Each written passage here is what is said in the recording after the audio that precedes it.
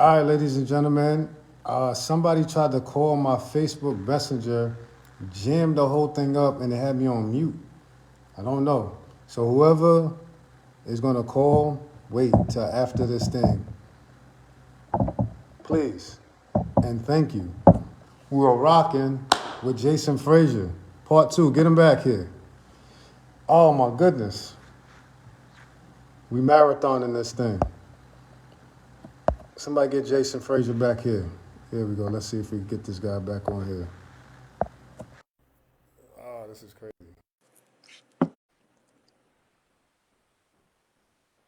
I'm back. Hold on, let me Can you say hear me? something. Yeah. Hold on. You with me, Jay? I'm with you. Can you hear me? I can hear you. Yeah, man. Somebody tried to call my Facebook Messenger, so it popped up on my Okay, okay, screen. okay. Yeah. And then when it went away, it put me on mute and it wouldn't allow me to unmute it. Got it, got it, got it. No, it's all good. Yeah, but so I had that St. John. Matter of fact, I didn't even realize how good this was gonna be because there's Oh, a lot of man, Jay. stuff I didn't too. know this, Like, Jay. yeah, yes. Oh, T. So I was I hoping got you picked done up. St. John's too, bro. I wanted to come so bad. Ask Ag. Like I wanted to come for any frivolous reason. Any Ah, frivolous reason. Like no, I'm not using the right word.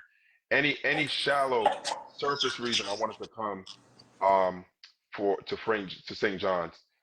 Any reason. It didn't have to. It was there's to lose that way, but still shout out, still respect to Coach Jarvis and the coaching staff because I think what happened did happen the way it's supposed to. So then I go to Villanova. Villanova picks me up in a limo. I go to Villanova picks me up in a limo. I go to Nova, and nothing really happened. Like that football is 1A, 1AA. one up. So say it again. Yep. Double A, right? 1AA, and nothing really happens there. There was like a party in the dorm, and I remember the things that stuck out to me though was Brooke Sales was the senior that year who was graduating, so I wasn't gonna play with him. And he recruited me hard. And I was like, someone who can't benefit is recruiting me hard. I go out with Gary Buchanan was my host.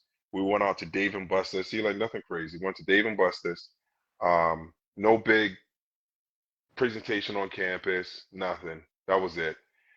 But I was comfortable.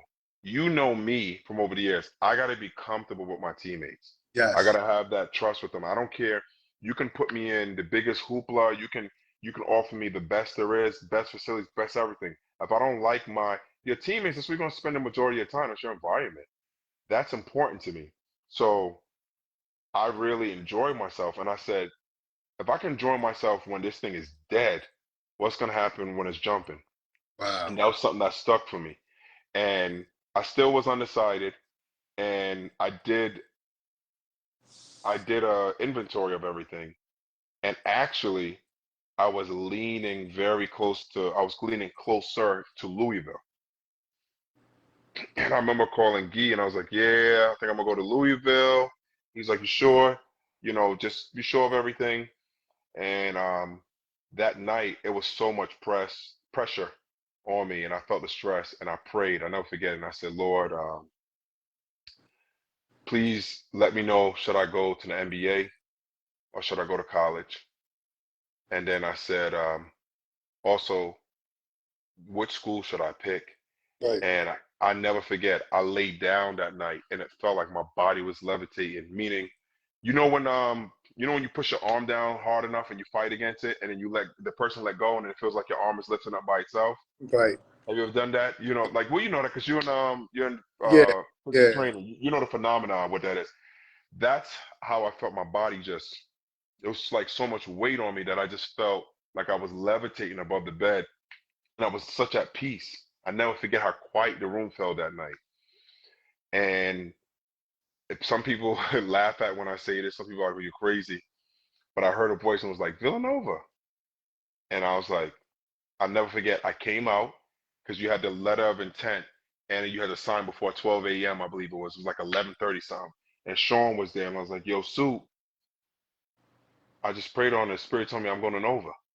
And he was like, "All right, if that's what you want to do, twin, do it." I'll support it. And I signed a letter of intent, and I called them immediately. No, I didn't call them yet. I signed it. Right. I called my people. I called my mom, Uncle Paul, Guy, and I said, don't say anything. So Guy speaks to me. You know, Guy's a showman. And, you know, I'm Mr. Personality. Super. So everyone, this before people really did. It wasn't big to do like your announcements on TV or anything like that. There was no press or anything. You just said where you was going, where you committed, or where you committed to. It wasn't nowhere near as big as it is now. He gave me an idea. So Amityville literally had an assembly first thing in the morning. Newsday was there, the Post was there, all the major media outlets are there. And in the assembly, they was talking about certain things, and then all of a sudden, what was it? They were talking about certain things, and then it was a serious assembly about school, and then I can't remember the four girls. It was Dina, Angela. No, it was Dina. I think Dina Mixon. It was Vicky Mayo. Yeah. I can't remember the other two. I want to say one was one. What's her name again? Got a few of the heavy hitters to come in Fatima, I there. think. But it was Yeah. four. I had four heavy hitters, right? Four I had heavy four hitters heavy from the hitters. Amityville. Shout them out. The only reason why I remember those two ain't like nothing because those were my two final schools I struggled with, Nova and Louisville. Oh, snap. So here's what I did. Someone had a St. John's like shirt on. Someone had a Villanova hat. Louisville hat. Carolina shirt or hat on. And they came out and people was like, "What's going on?" Right? So mine was a serious assembly. They It's were a talking to school. nobody knows what's going on. No one goes to know what's going on. The media's there. They know like something exciting is happening, but in real time they don't know what's going on. So the principal, they don't real assembly. All of a sudden, the four girls come out from the curtain in the back because it's the auditorium. It's the auditorium. On stage. So everyone was like, "What's going on?" Now everyone's like, "What's going on?" And someone said, "Remember on News 12? Yeah, Channel 12. It was cool, man." So um, the four came out, and then they were like, "Where is?" They was like, "Where is he? He's supposed to take me to the big dance." No, he's taking me to the big dance because remember the tournament is the big dance. Big dance, dude. So they were like this, "Where's the man at? Jason, where are you?" I come from the back of the auditorium like, "Whoa, whoa, whoa, whoa, what's going on? What's What's going going on, on?" ladies? What's happening? Everyone starts laughing because now they know like, all right, I They see what's going on. together. Yeah, so they put two and two together, and then I speak to each girl like how I felt about the school. Yeah. So I was like, "I really like you. There was nothing wrong. You're great." I'm talking like Carolina, St. John. I'm like, "You're solid. You remind me of home. Like Uh, whatever." And then I get to Louisville and Nova. I'm like, "I really like you," and I'm like talking, holding a hand. Then Nova and Louisville. I was like, "But I just really feel like," and I'm going to hug the other one, and I'm going to hug and the other one, and I'm tugging, and then I went to like embrace and like rest on Louisville, and I was like, grab the Villanova hat and put it on my head, turn around, and said, "Ladies and gentlemen, I'm going to Villanova University," and everyone started cheering. Everyone that goes started. I crazy. said, "Yeah, yeah, yeah." So that was Oh, pretty dope. that's That some was moment. Guy. That was Guy idea. That was Guy idea. You know that's Guy idea. Guy out, Yeah. shout out right where he belongs. Yeah. Guy put that together. So then I decided to go to Nova, but then I had the McDonald's game after that. Yes, you did. And the McDonald's game, um, it was cool, man. We had a lot of fun. Who really bonded? I remember we were on a bed, on a king size bed in one of the hotel rooms, and in one corner it was Raymond Felton right there, like towards. So think about the headboard. On the right side it's Felt. Now on the to the where the foot of the bed would be, Mello's on one corner. I'm on the other corner, and then at the other side of the headboard is Stack Amari. So Heavy. we sitting there, and then we was like, "All right, fellas, what school we going to? Like, what we think we doing? What we doing?" And then this is like really, it's a real sensitive, it's a real That's to the topic. topic, man. It's a big moment. Yeah, big move. So Felt there, and he was like, "Look, it's a no-brainer." He said, "I dreamed about going to Carolina since I was a little boy. I committed. I'm there." Because we were saying, "Is anyone gonna make the jump?" Everyone thought me, Melo, and Amari were gonna make the jump. Yeah. So Ray Phelps, I was no. So Melo goes, and I just automatically went like, "Here he goes." And Melo is such a good dude, man. He's laughing. And he's like, Jay, now for real, man, so I played. He's like, listen, I committed a Cuse. I'm going to Cuse. I thought he was going because he wanted me to go to Syracuse with him. I would have really considered it, no more than considered. Syracuse was my final nine, and when I got my final four, they were out. I would have strong chance would have went to Syracuse had I That's know he really was going to go. oof. But when he was going, mind you, Melo put on probably 10 pounds of muscles during the summer. You know that's a lot for in your industry because you Yes. do strength training. Put on 10 pounds during that summer, shed all this fat, toned up, and was quick. He did everything, Yeah. right? So in my mind, I was like, "Oh, you're getting ready for the league." And Yeah. because when he was like, "Jay, come to Syracuse," I was like, "Melo, why would you do that? I like you, bro. I thought we were cool. You're gonna have me come to Syracuse and you leave." He's like, "Nah, I'm really going, really going." You didn't believe So him. yeah, I didn't believe him. So he said it, and he starts laughing like, "Jay, I'm going to Q." So I was like, "All right." It was like, they was like, "What are you doing, Jay?" I said, "All right." I said, "I don't know." I was being honest. We all being honest. I said, "I don't know. I'm gonna use this game to gauge it to see how I feel. Make this jump or not." We didn't even say stat. We didn't even say stat's name because we said everyone's name first.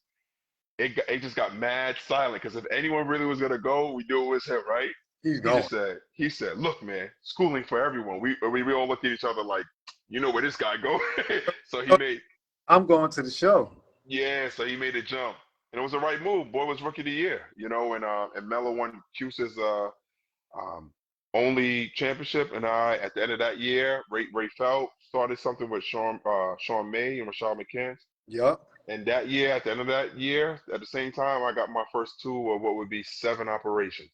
Oh my goodness, bro. So what happened, dude? What's going through your mind in Villanova? You made the decision to go there. We didn't go to the NBA. We didn't go to Louisville and all of these things, man. What's going on at Nova, dude? So right before, let me say that after the fact. Granted, this was after I graduated, got confirmed and everything, but I heard of a school, a school offered 400K house for my Ah, mom, and she would have been she was an RN. She would have been a what do you call supervisor? oh boy. Supervisor, big house, paid hours, and 400K. Oh, okay, okay, okay. This is Age, after. huh? This is This I found out after because I would have committed to the school had I you heard found that. out after you said Nova. After the commitment, yeah, after I'm at Nova and everything, my mom and my uncle shielded me from it because they didn't want remember, but they wanted to do everything by the book. They didn't Yes. want to sway my man. If I'd have found out anything like that, I'd have been gone. Remember, I was living in the Cloverdales. I've been going so bad, so bad. I'd have been gone. So 400K house, and my mom is a supervisor, right? And she was only a nurse for 2.5 years at this point. Oh, Um, another agent reached out. This got confirmed. An agent was like, "Yo, we give you 1 million. He's gonna sign with us. Don't go to college. Give you $1 million now. He'll sign with us, and we're gonna recoup that money. Contracts, contracts. uh, playing, and then also, um, what was it? I had a lot of other money offers. I had a lot of crazy stuff that So got this confirmed later on. They this all they all shielded me, rightfully so that because they said I know my Uncle Paul. I knew Uncle Paul wanted me to go to Louisville he wanted because Louis. I knew it. He never said it. I knew it. I knew my mother wanted me to go to Carolina. She never said it, but I knew it. You felt it. Right? I knew it. It was obvious. But they both wouldn't say anything because they said if anything goes wrong, I got to be able to live with the decision that I made to help me guide me in the decision, but I got to make it. It's like you becoming a man. You got to learn how to make decisions and then you live by it. So that was that. So freshman year Nova, summertime. This is before I just saw Mark said the NIL. Actually, I had people talk. My NIL, their geeks speak about this. Other people on podcasts, they said my NIL would have been starting off at 3 million. Yes. Coming out of high school, I'd have Yeah. been 3 mil. I agree. Um, I I agree. was matter of fact because of the personality too. I opened up the Rosie O'Donnell show during our McDonald's All American Week. Bro, that's 3 million. 3 million to So, start. 3 million to start. um, so I'm at Nova. This is a fresh. This is a summer. This is when we have the open runs, and I never forget. Man, T, my game still wasn't polished. So I Right. would catch the ball. They'll throw me the outlet. I could run. Remember, it was pass it, run around everyone, throw it off the glass, catch it. Yeah. So I kick the ball up to the free throw line. I take off, catch the ball right past half court, take one dribble, but I'm jumping past the rim, right? Like I don't have the angle You to don't go got to the the rim. I just went like this sideways. And I'm just athletically freakish, okay. right? Okay. So after a week, I went to the trainer and I said, Jeff, my knee hurt. Oh no. And he was like, all right, let me look at it. So my knee stuff, it technically started my senior year, like noticeably because there was a practice or two where I was like, Coach, my knee really feels stiff. It really hurts. So I iced and I just stretched and I watched practice only twice. Yes. Um, because a legitimate knee was bothering me. So freshman year, that happens. The year starts, and my first games, the Great Alaskan Shootout. I want to say 24-15, because what was happening, Oh, everyone was watching Mello and me because we were supposed to go out of high school, yes. and both Was. go Big East. They want to see what each other studies. So Mello will do some crazy number during the scrimmage, and they want to see what I did. Great Alaskan Shoot come out 24-15, and you know, did my thing. But it was expressed to me early. Remember, we had Gary Buchanan, who is to this day maybe the best or second best 3-point shooter in Villanova history. Shoot the ball, bro. Yes. We have Alan Ray, who's He a could, top 2 shooter in Villanova he history. could, So on the same team, same team. you have Randy Foy, who developed to be finalist for National Player of the Year, Wow. right? You have Mike Nardi, who's all Big East player, but then you had Curtis Sumter, who was our first pro, but he tore his ACL twice. And you have Kyle Lowry that's coming. So this team is stacked with talent. Coach saw it early, and he told me, he said, look, it was a Ben Wallace article. So freshman year goals, he's talked about defense, stress defense, defense, defense, focus on defense, block shots, rebound, finish. And then the year it comes to is getting near to an end, or we was getting in deep into the Big East season. I jump up and I land on my left foot, and I remember I started screaming like "ow!" and I jumped on the other foot. He pulls the He was like, "Don't you dare ever do that! Call a timeout. It's a travel." I broke my foot. I Oh, came down on a rebound, and my left foot, boom, broke that joint. oh, So once I broke it, took some time off. I never sat out like half a year or anything like that. That year came to an end, and we didn't have a postseason tournament. And I got my first 2 of 7 operations. I had uh, these big, matter of fact, I will show for the camera. These little, it's like big scar there. So uh, I had that scar, I have it on both knees. I had bone deposit, calcium deposit, the size of about almost the size of my thumb, that uh, was pushed underneath the backside of my patella tendon. oh man. So every time I was at a 45-degree angle, that's when it pushed the most. Uh, So it's excruciatingly painful, and I got a oh, and I got a stress fracture on my left foot. So nah. that's how first year ended. Second year, um, we start to get a little bit better. Like you can feel something is brewing. Okay. We're still having like 19 turnovers a game. A lot's happening, but you see us starting to gel together as a team. Okay. And then we had What's your that thought process, last. Jay? What's your thought process right now? Let me interrupt you real quick. What's your thought process here, right, man? You one of those guys coming out. You had a chance to go pro, Right. right? A lot of people are trying to do, right? You bypass your chance, and then freshman year you're getting hurt, right? You have a guard-heavy offense at a school, man. What's your thought process going into sophomore year? So it was a little blow because I was supposed to come out of high school, and worst case scenario, I was a one and done. You was thinking one and done. Worst case scenario, yeah, everyone knew. And like that was the understanding was that I was there for a year. That was kind of your thought process too, am I Yeah, right? yeah, it was my thought process. It was understood It with the was understood. school. Like granted, I was gonna have to earn it. It wasn't like, oh, he has an attitude, he ain't No, gonna be I'm here, a but it part, was but like you know what I'm here for. one and done. So I had these surgeries, ain't gonna be one and done. So now I have this second year, and I'm like, man, this summer I'm coming back from the injury. I remember I had these stitches, and like the pus and stuff was going through because I was walking on. Like I went home for the summer, I was walking when I probably shouldn't have, Yeah, you're supposed to keep and thing yeah, off. no, yeah, yeah, no, I didn't know, Yeah, and I come back, and as you know, if you go through a major injury, when you're clear to play, that means clear to return. That doesn't necessarily clear to return and perform at a high level. So right, that was a process in myself, like trying to get my explosion back in my knees, getting my timing back. right. Defense was always easy, even if it was like you could be slightly off a defense and still make a stop. You Yeah, can't be slightly off your shot. You can't be slightly off a pass. That's a missed shot or a turnover. yes.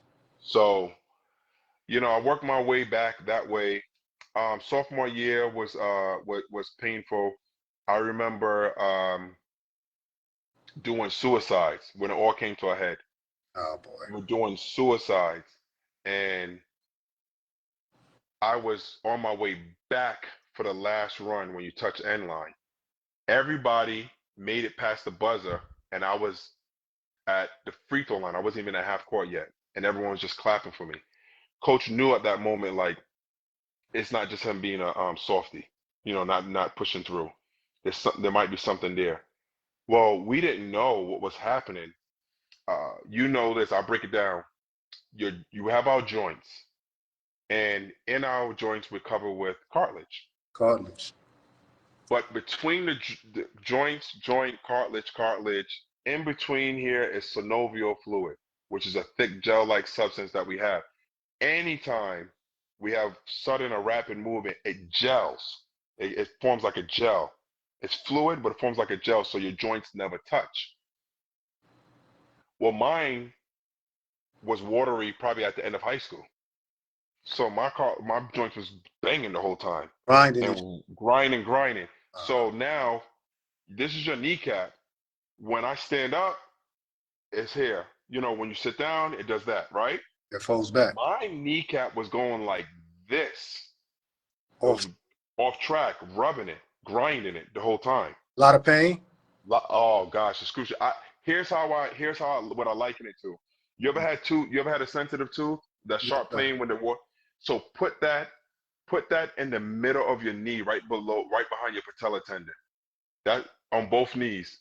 It was excruciating. There's a video I'm gonna show you. I saved it. It's on IG to show you what the inside of my knees look like. Yeah, But send me. Yeah. I'll send it to you. So Oh, hey, my knees grinding like that, right? So that was my sophomore year, and it was fighting through. At the end of sophomore year, I have exploratory surgery.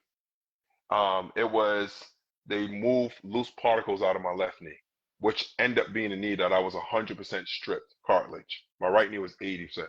So junior year happens. Now we're going into our junior year. Everyone is starting to come into their own. Junior year, going into junior year too, was my healthiest summer. That's when I did the Empire State Games, and we kicked everyone's tail so bad. T. It was fun. It was like going back. It was like going back in time. We kicked. No, I'm sorry. That was that was at the end of junior year. That was the summer going to senior. But we kicked everyone's tail, right? We kicked everyone's tail. So junior year, we started to come in our own. Then we became ranked. We go to the tournament for the first time in 4 years. So it's the longest drought that Villanova went through. So we restore everything. Um, we lost so it's the first tournament appearance, and we go Sweet 16. yes. To go to the Sweet 16 and lose, we beat Florida with David Lee, Joe Noah, Al Horford, Brewer, and the other guys. They were younger, but they were on the team and they Yup. played. We beat them. Curtis Sumter tears his ACL the first time, Uh, so he's out. So then they called upon my number. I had like 24 and 15 again around there, and we played Carolina. We lose a tough one. We played in the dome up in Syracuse. they called us Phantom Travel and Alan Ray, which pretty much decided the game for us. A-Ray hit it. We would have won the game. Right. After that it ruined the game for us. And that was junior year. So then going into that summer, going into that, I had a great summer. I felt real good. Um, I Empire. I do Pete Newell Big Man Camp, and I never forget it. It's funny how life comes full circle. The trainer at Pete Newell Big Man Camp ended up being the strength coach. Ended up being the strength coach for the Phoenix Suns, who I work with. Let me see if that was 2015. Wow, this was 10 years later. Me and him would end up being co-workers, but we didn't know that. He's young Mike Elliott. He's Wow. there, and we tell the story. I said, "Hey, I need you to help me. My knee's swollen. Because I got to finish camp. This is my I first got time I've been. help me. I did help me. I did also. I can't believe I forgot his name. There was a historical summer league in Philly. I played in that too. But I'm having a great summer. Help me. He looked at me. He said, "You're done, son." I was like, "I can't be done. Do you realize what?" I said, "You don't realize everything I've been through. I cannot be done." He said, "I'm not touching it." He said, Yeah, that's bad, and I'm not touching it." I had 128 cc's in my left knee. Oh my goodness, Do bro. you know how much that is? How much is that? So have you ever seen a big needle that they Big put in? big needle. That needle is 30 cc's. Whoa. So I had over four needles. 4 times. Yes, Sunny Hill, and that's Sunny Hill, Marcus. Thank you. Thank I you, was in Mark. Sunny Hill during in Philly, Empire State game, Pino Big Man Camp. I had 128 cc's in one knee. That's how swollen it was. Oh my gosh, bro. So then, it was determined later on. It was determined that I need this microfracture. But during that same year, my junior year, I had my knees drained weekly. I had 50 to 60 plus cc's per knee once a week. I was getting drained. I had no cartilage. I had no cartilage on my left knee and right because they told me it's like, look, you can't make it any worse because I didn't want to miss the year out. It's not in today's world. They just didn't give you medical red shirts like that. And I just didn't want to sit out for basketball. I just didn't want to miss it. So I, Wow. so I fought through my junior year. Here's what people don't realize. Um, I had I had two knees that need to be replaced. I mean, two knees that need major surgery and a microfracture. Wow. I had, so I had no cartilage on my knees. I had a broken left foot. It broke again. Um, Uh, I wore sneakers only for basketball games. I was in a boot the whole entire school year. oh, So I had a broken left foot, two knees that needed the microfracture surgery, and my right wrist. Everyone see all those games that you see me with the tape on here. My wrist was broken. oh my I God. got the screw right here. I had two surgeries. You see the screw. The screw. I'm touching the top of the screw. Let me see sideways this way. It goes from here to here. It's a long screw. So Oh, Jack. I had two. So I never forget it. I came back from that surgery. My knees were hurt. My left foot was broken, and my right wrist was broken. I never forget. I got hit. My first hit in practice on my left shoulder. My right wrist was screaming. And like I don't, anyone who goes through like a broken, come back with a broken bone, they'll tell you. You get hit somewhere else in your body, you feel it where it's broken. So that's what I played through. And guess This what, is T? heartbreaking, Jay. Oh my. Guess what? Guess what, T? Junior year was my best year. That's how No you, cartilage, bro. That's how you're hardwired to be able to persevere, man. no cartilage, left left foot broken, right wrist broke, fighting through. Um, Oh my that's why goodness. my averages don't show the kind of player I was because I would have a great game, but then I would play 1 or 2 minutes the next game. So those zeros average in. Once you play, the average in into it. Yeah, yeah, because you pretty much needed a DNP. You can only play like once a week. So I got in the game and I was like, coach, I don't. I was like, coach, it hurts too bad.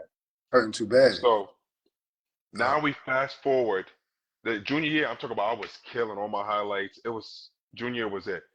So I get the microfracture surgery going into senior year. Anyone that look up the history now, to Villanova's credit, they did tell me, they said they tried to encourage me to redshirt. But mind you, I had a unique scenario at the time. I'm married, I have a kid on the way, Right. and I'm like, I'm not trying to go in a hotel room as a husband and tell my wife that I gotta hand my phones into the coach. I'll speak to you tomorrow, and it's like 8 p.m. You get what I'm saying? Yeah. So Yeah. I pushed through. I had double microfracture. The recovery for microfracture is 12 to 18 months. I was back on the court playing for 12 to 18 months for one knee. One knee. I had double microfracture surgery, and I came back on the court in 5 months. How'd you do that, Jay? That's miraculous, Jay. So I Two. came. You gotta think about it this way. I'm thinking about it, bro. I if I went through the surgery, right, and my knee is somewhat better, I was just playing with a broken. My foot not broken anymore. Right. My wrist is not freshly broken, Right. and my knees are not bone on bone. That's a lot less than what I was dealing with the previous year. I'm in a better spot. But I came back in 5 months That's and wow. double microfracture, playing competitively.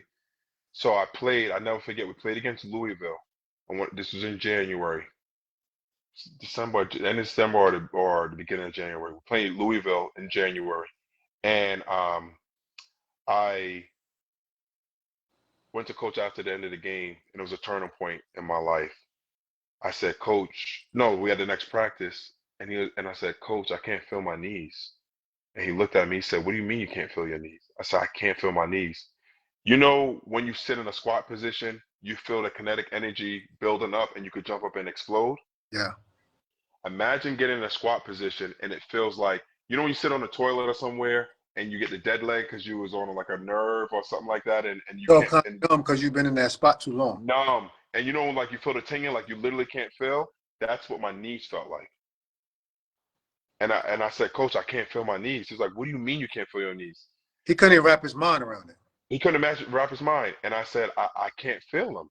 Like literally, I couldn't feel my knees. And I got multiple DMPs the second half of my senior year. Here's where it messed me up. I prayed hard and I was drawn so close to God the year before that and going into the year. And God said it was going to be my year, meaning his. He was like, This is going to be my year. I interpreted that as I'm going to become healthy. I'm going to be a testimony. People will see that you stick with God, you persevere, and you make it. It didn't happen. Things got worse, and it was terrible. And we had a basketball banquet at the end of the year. Well, let me say that we finished. We went to Elite Eight. We lose to Florida. They exact their revenge. Um, I was able to play. I was able to fight.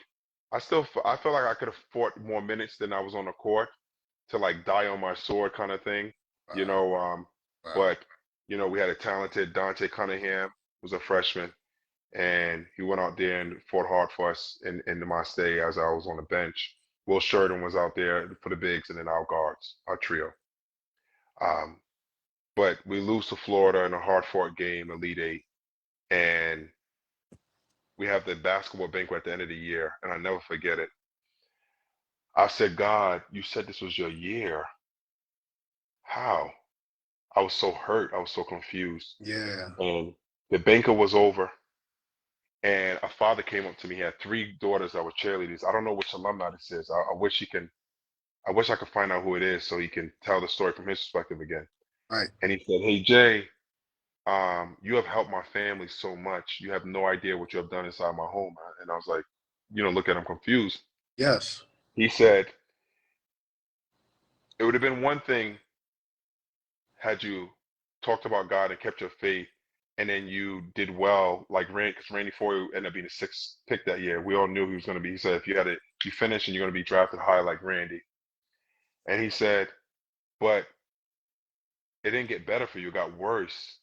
And you didn't falter, you didn't waver in your faith. Like you just kept pressing about God even more. That did so much for me and my family and my little girls here." And then he walked away. And at that moment, the light bulb went off immediately. And I said, all right, God, I see it. This was your year. And then the saying came in my heart. It's not about us, it's about him. Wow. And um, that was like a real turning point in my life Yeah. because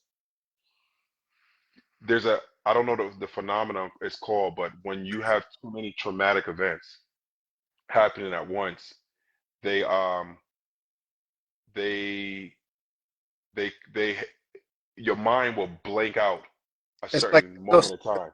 form of like disassociation Yes. to where you can be able to process and move forward through traumatic situations. I remember more of my freshman year than I do my senior year. This is heavy, Jay. This is real heavy, man. So you Y- was going through a lot of pain, obviously externally through your body, and then even internally because Yeah, of the confusion. I'm here to serve you, Lord, for your glory, and it's getting worse for me. it's getting worse. Getting worse for me. And But however, because it's getting worse for me, we're having other people that are viewing me and watching me be a vessel, and they're it's shining light on their situation. yeah, And the gentleman came and spoke about that. So this is heavy stuff, man. Because I can relate. My college career didn't go so well either. yeah. I know. We spoke. So we've had kind of conversations coming back around on this, but you deep diving into it a little bit more than we have in the past, man. So I appreciate that, man. But what's going through the mind now, man? Like what are we looking at as far as career? Because man, you was pretty much a shoe in Yeah, more so than anybody, really in the history of Long Island to go in and be a NBA player right out of high school. yeah. They So you remember Maurice Claret from Ohio State? Remember the I stuff he do. was going through? Yes, When he absolutely. did, I wanted to hug him because it's around the same time. I remember when he was going there, I think I was in college. I don't know what year, but um, I knew I can relate. And what I would say is, it's hard to really articulate that. It's like you got to experience it. And some people will say, well, you don't have to put the pressure on yourself. It's not that easy. It's kind of, as a man and as a father, Yeah. it would be almost as if your children's mother says, "Oh, don't worry about their safety. With this wolf here, I'm gonna take care of it." You know that pressure. Like, nah, like I'm a man. Like, there's nothing you can say. This is my duty. That danger, that bear coming, I gotta step up. So, as a player, when you have so much promise and you have all of that stripped from you, if it wasn't for God, I would have lost my mind. Right.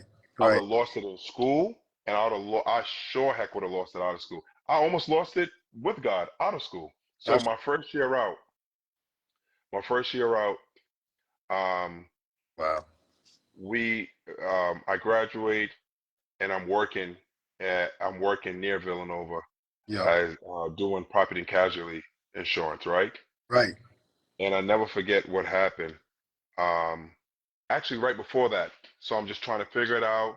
Do a little odd. I got a little like odd regular job, and I'm just starting that job. And I was playing solitaire for 8, 9 hours, staring at the TV, staring at the computer screen. You know Wow. how long that is? I do, bro. Every day, Every day. every day, Yeah. staring at it. Oh man. For a guy, I'm very cleanly. So like, I'm the type. I get up, I shower, I go to bed, shower. If I shower after I get home from work and I go back out to grab something, I get just a little sticky, a little wetter, I'm showering again, I'm showering right? again. Yeah, I'll shower. So, and I scrub and everything. So for that kind of person, I was sitting in front of the computer and then sometimes I'll forget to shower. Or didn't forget, I'm just there. I'm not necessarily stinking, but, Yeah. and I never forget the feeling. I did some searching in my subconscious mind. I was hurting, dog. Like I had my dream snatched, the reality. And I never forget, I remember I turned to my wife and I said, I feel like someone just died, and I broke down crying. Like Wow. it was like I broke down. You know that meme when the dude when the son said I still love you and the daughter was like, Yeah, nah. it was the loud, loud. Yo, dog. You I wailed out. was on I that. wailed out because mind you, it was 4 years of holding it in. Yes. Four Yes. years is a long time. Holding pain like that, and you got to remember, Yeah. there's one thing to deal with something, even if you're feeling a certain way and you're dealing with it, but imagine everyone is reading about it. Yeah, man. You're front page, dude. You're a front page guy, man. So everybody's watching your ups and downs in real time. and and So and you seeing all of this and you're bottling up this pain for years and years and you're like, Lord, help me turn this thing around. I'm not yeah, going to quit. And that's one thing about us both from our town. We're not going to quit. So no, first of all, I'll give you flowers on that. But you're walking through this thing and you're like, all right, it's going to turn around here, right? That yeah, optimism stays there. It's going to turn around yeah. here. It's So going I to turn around. push, I push, I push. I said, I feel like someone's dying. I never forget. She said, someone is dying. Jason Fraser, the player, and I just bawled like a baby. Oh, And man. then I said, all right, fine. I said, all right, fine. I start working, property and casualty insurance. Then I get an agent named Bill Neff. He comes and he says, hey, I believe in you. Um, I'm going to. I have a trainer out in California. Okay. I'm gonna put you up in a place. And I said, hey, Bill, I'm married and I have a kid. I Yeah. have a job. How old are you right now? Say it again. How How, old are you? how old am I? I graduated in May. This is in August now. August, September. I think this is September. So I'm 22, 23, All right, carry on. 23, Carry on. 23. I said, I looked at him. I said, look, I'm a man. Right now, I'm paying the bills for my family. If I give this up, I have no means to provide for my family. Do you understand that? It's a cost and everything. He said, don't worry. I'll give you money for food, pay for the apartment, pay for your training. He was like, look, um, let's do this. I said, okay. I went out there. I'm in California. I meet a guy named Al Biacani, who was a legendary strength coach in the NBA with the Sacramento Kings. He did Antonio McDyess and he was there a little bit for Chris Webber, similar surgery, but mine was way worse. They had a quarter size of cartilage missing. I was completely Yours was stripped out. stripped out. So I'm going through this rehab with him. I'm making progress. 2 months passed by. My agent checked in with him, and he said, um, he said, "How far is Jason?" And Al said, "Oh, he's 2 months. He's easily 2 months away from getting back on the court."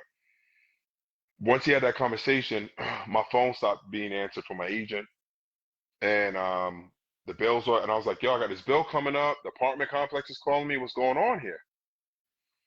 And um, I never forget it, T. Like everything just came crumbling again. Like he just Uh, stopped answering the phone. uh, And what at that time, I remember it was tough. When I say marriage-wise, because remember we got the kid. yes. My wife is young too. I'm not the only young one. She got a Yes. kid. All this happened, and we just trying to make it work. And I started reading the Bible like 3 hours, 4 hours a day. Like I remember that I was reading a book a day. Okay. I was just in it, studying, studying, studying, studying, like pressing in God, and everything folded. So then, um, we called family, scraped up just enough money to get a plane ticket to get out of there.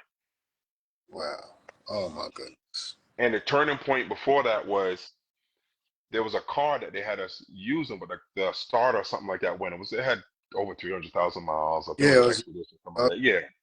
So the car wasn't working, but we needed food, so we went down. We took the light rail down.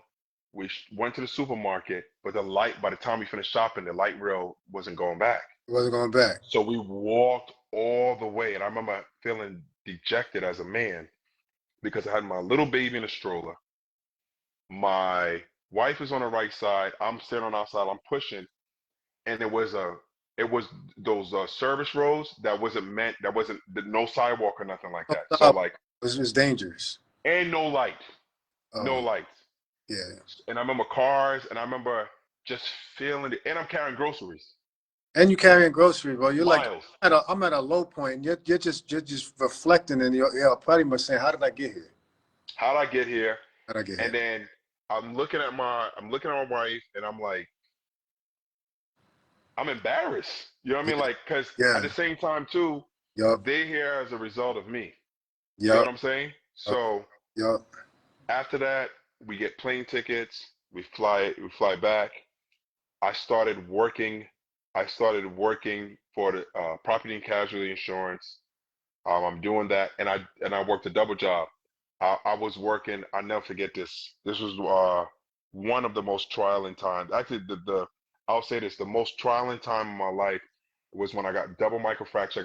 I forgot about this. I got the braces on my foot, my legs. I'm in danger of becoming academic ineligible at Villanova. I'm a junior, right? I was going to senior. I had the microfracture only because Um, mind you now, my freshman year, I got an academic big. I made the Big East academic team Oh, for one semester. mm-hmm. So I go from that to almost being failed out. You have teachers that love students. You have teachers that don't love students. Teachers that I don't love students, understand that. they were happy. They were happy driving like, yeah, we're gonna fail him. He has to do this. So there's a lot going on. So that happened. I know that. I have microfracture. Tay was dying. She was in the hospital because when Blessing was born, she had preeclampsia, Okay, right? So the okay. body the body looks at the baby as a foreign object and started attacking itself. Attacking itself. Yeah. Both her lungs collapsed Oh boy. and her heart was enlarged. And she was healthy right before Healthy pregnancy. before. Oh my goodness. So the story would happen. I'm at practice and I'm not participating because I'm recovering. I got the braces on my knee, The like braces. the Forrest Gumps You got the leg brace. You got the whole with four. Forrest Gumps on both knees. So I rush home. I rush home, and I remember when I left before practice. It sounded like she was gargling, like some fluid. But I left. I didn't think of it. I just figured like whatever. Yeah. So um, the EMTs is called because my mother-in-law was there watching the baby. She calls the EMTs, and they took her, and the EMT was going up the hill. Then it stopped, and I didn't realize that there's a law. I guess I don't know if it's universal or it's just Pennsylvania. When she coded, she flatlined. My goodness. She flatlined because she told the story. It was like, oh, stay with us, Oh my and goodness. she said she remember going saying stay with us. She was faint, and then she remember just jumping up. You know the movies when they hit you with the pen and you go up. So they had to stop, get permission from a doctor, right? Because anything happening about who authorized it. Who So the authorized doctor authorized it, hit it with the pen, the then they started EpiPen? driving again. Yeah, EpiPen. Oh my We God. start driving, we start driving, and we get to the hospital. They rush her through the emergency. They hit the code 9. The sirens are going off. Well, they knew before going in that They she was did. a Yeah. she was a code blue. Got emergency. Let's get to it. You got in there. Um, she Okay. gets in the code blue. I remember walking in the room and I looked at her. Mind you, my dreams got dashed because All of like that. once you go through traumatic stuff, you don't get rattled the same way. You know what I mean? It takes a lot for you to get rattled once you go through something traumatic. Battle. So I'm in the room.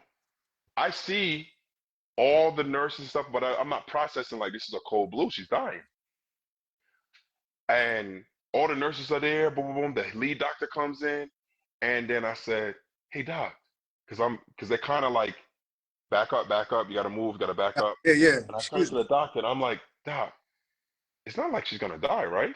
I was like, "I know this is serious, but it's not like she's gonna die, right?" He put his arm around me. He said, "Come, come, come, come." He walked me out the room. He said, "Mr. Fraser, we are trying our best," and then closed the door. Oh my gosh, bro. So Too heavy, Jay. that's happening, right? Oh my gosh, bro. So that was my lowest point because I remember I was going in the room to go check on her. So mind you, I'm a new daddy. The baby's in the nursery. Oh, I even forgot that when Blessing was born, she got stuck. She was 9'8", 23 and a half inches. No, 23 inches. My She shoulder. was not she was 9 pounds 8 ounces delivered naturally, I know about that too. but no preparation, no snipping or nothing.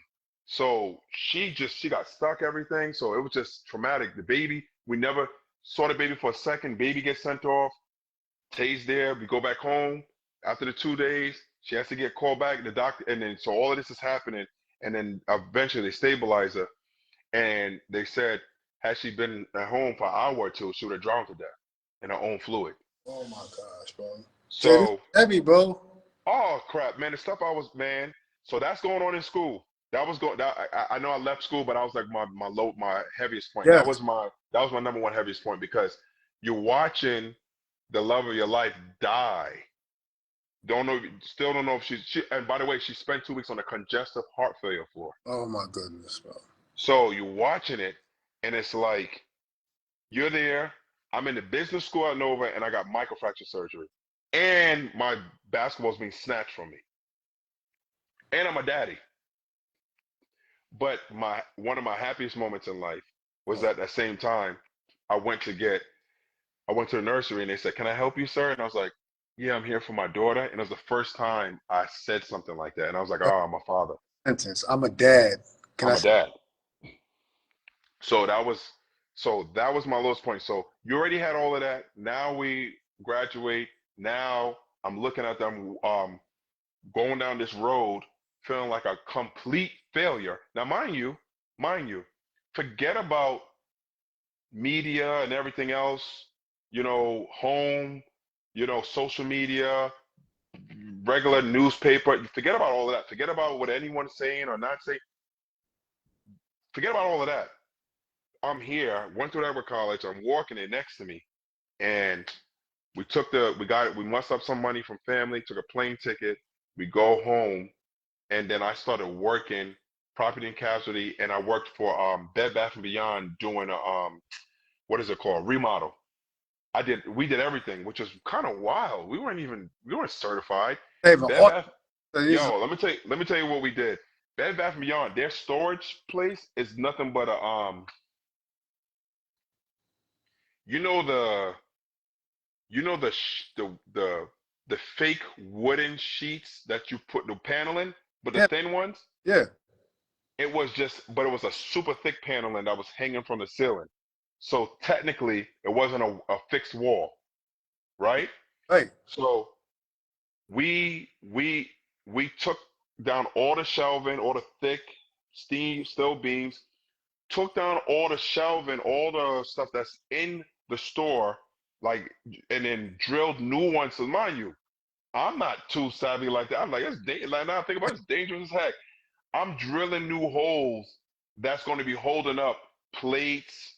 Oh mind my you, a goodness. dozen plates fine, but like plates on plates on plates, Now we're but talking on the about top shelves of plates. shelves, everything. We remodeled the entire store, Jay, right? what you're doing with life right now, dude, and you was an NBA prospect just a few years ago and even walking through this thing, man. I And mean, we're here now, but I gotta keep going. yeah, got to keep going. Now, mind you, I'm going into the same supermarkets, and I'm going to be real. I'm in certain parts. It's near Villanova, and at the time, I don't know how it is now. At the time, it's not well diverse. And the same supermarket, because I'm being real, telling the story, letting you know Talk the to me, mindset. dude. We love it. You're getting looks at you that kind of like, what are you doing here? What are you doing here? And the reason why that hurt was I'm like, hold on, months ago or a year ago, if I came here with my jersey, you'll be screaming and whistling and clapping. But Oh, now that's off, and you're giving me like what are you doing here? And it's just that uncomfortable. So like that's happening, but we have some amazing alumni. We did have amazing fans. I did feel love at the same time. The alumni, Tom G and Julio was that first boss. He owned the largest private owned insurance company in PA at the time. And I was doing property and casualty, I was doing business development. So I did that 9 to 5. It was a 40-minute ride there, hour back because of traffic. Plus, I was doing 10 to 13 hours of Bed Bath and Beyond in a 24-hour cycle. So I had 3 hours of sleep every day. do you got these braces still on too? No. I Oh, graduated. No, I was dude, like, dude, oh, did you dude. still have to force? Now I wouldn't be able to hoop. I wouldn't be able to hoop because my legs weren't all together like that. I Okay, wouldn't be able to hoop. So, I just, um, so yeah. oh So my God. no. So I'm working, right? Then it gets even better. The Bed Bath and Beyond. Oh, a couple of times when I was working that job, Oh I my. had to work like 30 something, sometimes 48 hours straight. I am so tired that when I'm driving home, I'm grinding too. When I'm driving home, the cars started turning into like cartoon eyes and everything. Yo, T, it was crazy, dog. Trust me, anyone else who overworked, they can tell you the same thing. The car faces were changing. Then I They was taking start the back talking roads. like the headlights is Yo, talking, your winking, headlights looking different. uh, Yo, like I was Roger Rabbit. yeah. So now I'm doing a 2 lane road, like one way this way, one way the other way, right? Oh my I'm God. dri I'm driving. I'm like, yo, why are they in my lane? Why is the car going the opposite direction? They ain't in my lane. I'm in their lane. I'm drifting over into their lane. I'm Oh talking about. man, So it's then, dangerous. so Tay's working in Wow. nursing, right? Yes. And then Oh two my. times, I forgot. One time I was supposed to pick her up. And the other time, there was like one key to the door, something like that, and I was in the house. I passed out. Like if you don't go to sleep for more than 48 hours and you're going like on a third day or something like that, and I'm not on drugs or anything, my body just shut down. It's almost like And the light came on, and we gotta help this guy because he ain't helping us. I wasn't yeah, down on him, and he gotta so some rest. one of the times she had to get a neighbor to climb over the balcony onto our balcony, go through the sliding door, and she got scared because she's shaking me. And she's like, Jason, wake up. But I'm just like this. You're out of there. I was I was gone, dog. I was gone. I slept. I don't know how many hours I slept, and then I was I was all nervous 'cause I was late to Bed Bath and Beyond. I was Yeah. all late. I was like, oh, and it was down the street though, so I went in, but it was an overnight job, so I made it there. We gonna do it, dude. We gonna do it. Then, then I'm moving on. I was working property and casualty, but at night I started working for a company called Janney King, which was commercial cleaning. Yep. One of the brothers in the church was a subcontractor, so he was like, "You can work with me, right?" I I was cleaning. So here's the crazy part: they didn't know. Oh my goodness, Jay. I was working during the day, and people were like, "Oh, you're doing the property and casualty. That's nice." And then at night, I started doing. I'm cleaning the public library. There's kids. Boys are terrible. There's feces in the urinal, Oh and you got to clean that out. yeah, Janie. Then Janie King. So then I was working with some of the alumni that were donors to the school. Yeah, They didn't know this. I was cleaning their offices at night in the car dealerships. Jay, this is crazy. Jay, you're 6'10", walking around. So Jay, Jay, it you're gets 6'10", better. walking It gets around better. It with was called Danny King and all. Like you don't just blend in with the public. no, it's called Pacifico Ford. So Joe Pacifico, he don't even know. He probably watching like you were. So I was cleaning their offices. I'm literally cleaning the trash cans that they of their offices, cleaning their desk. They don't know it's me. But the service person at the dealership, I never forget this. My She goodness. saw my Villanova. I one time I came in with a Villanova uh sweater on. Now, mind you, when you do Janie King, you go out when they close the business, so it's overnight. Yeah. But they were still was there. They still was there, just closing up for the Yes. general public. And we're coming in. She was like, "Oh, hey, how you doing?" I guess she recognized me. And oh my gosh, I'll never forget it. She was like, "Hey, you you're not you're not cleaning that stuff. You're not cleaning, are you?" And I was like, "Oh no, I'm just going over here." Moving around, And man. yeah, man. And it just was like I learned so much, man. So it was the dealership, it was the library, and we had gosh, it was another dealership, Mercury. It was a Ford, Mercury, the public library, and I forgot the next spot. But we did that, and I was doing insurance by day. I was doing that at night. My faith was keeping everything together. Then then I get an offer to go play in New Zealand. Talk to me, man. Yeah. What's that? Talk to me. Come on, man. And Give by the us. way, T, this is less than all this is happening less than a year after graduating. This is one year out. Yeah, first year out. This is the first year out, dog. Oh So my I goodness. go. So then I was working at So when I was working at a property and casualty insurance company, I said, hey, I got an offer. He said, you know what? You got to get out the system, go, because he understands sports. He's like, go. Go. So I go out in New Zealand, and I was training with this physio called John Apple, Okay. and he was from Ohio. He was from the New Zealand. He took a job with the New Zealand national team, and they stayed out there and became, a resident. Yup. So he's pushing me. He's training me. He's training me, and I was working on the Vertimax. Yup. I'm gonna tell you right now, all trainers should have a Vertimax. I did dry needling. He was working on my glutes with the exercise ball, doing the squats, and I was Yup. doing bike. But all my work other than that was on Vertimax. I got my explosion back. I got in a game. So mind you now, here's how funny overseas is. Tay was going to the game with Blessing, right? Yes. The GM didn't say nothing. The owner never spoke to her. Not rude. They just, they in the box. They didn't come down. They didn't say nothing. I was one of the two import players. Yes. The coach would say hi. The coach loved us. God sent. Um, I'll tell you a funny story with that right after this. But I'm working hard, working hard. I get my explosion back, T. Okay. I'm talking about explosion. Forget about Villanova. Explosion I didn't have since high school. Amityville days. I ripped the ball, jumped up in the air, smashed bodies with someone, and still dunk on them. I went off. I had 44 that game. And then I went off, dog. I went off. 44 and only like 11 or 12 of them or something like it was free throws.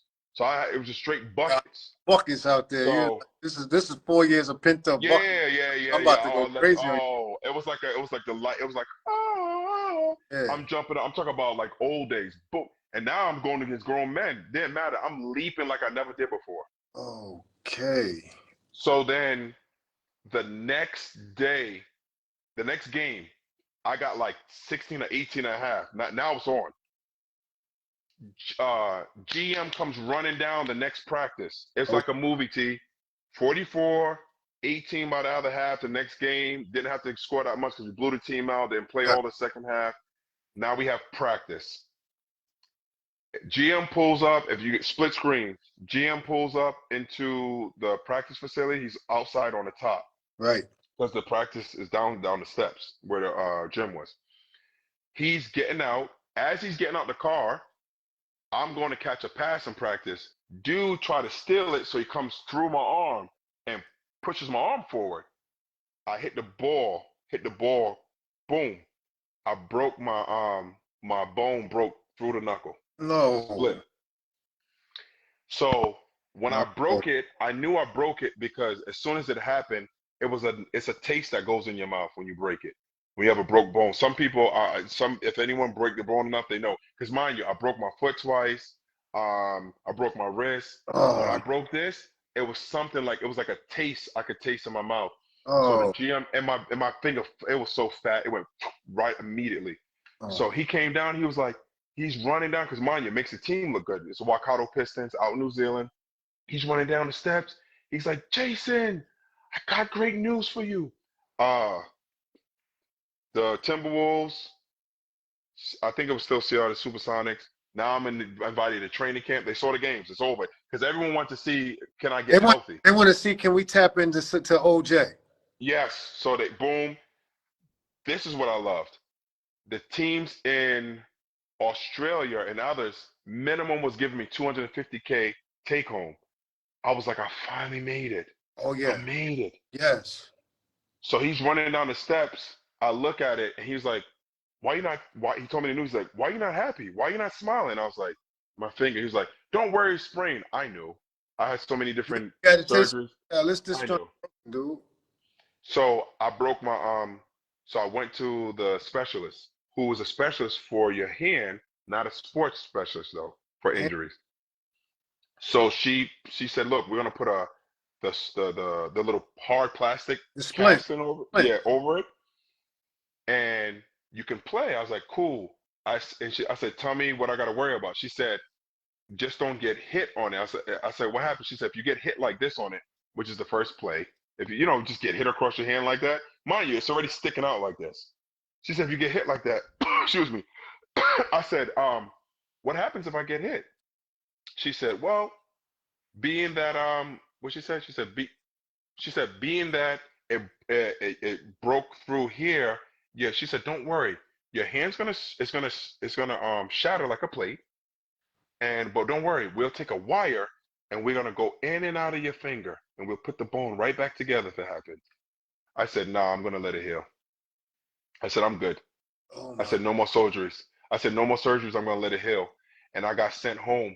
And then when I got sent home, I was rejected. So, mind you, the league wasn't a money league. It was just enough to pay bills, just enough to do this. I thought I made it.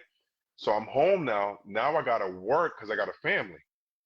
I have no money No money. for apartment. No, no. So I had just enough to get in.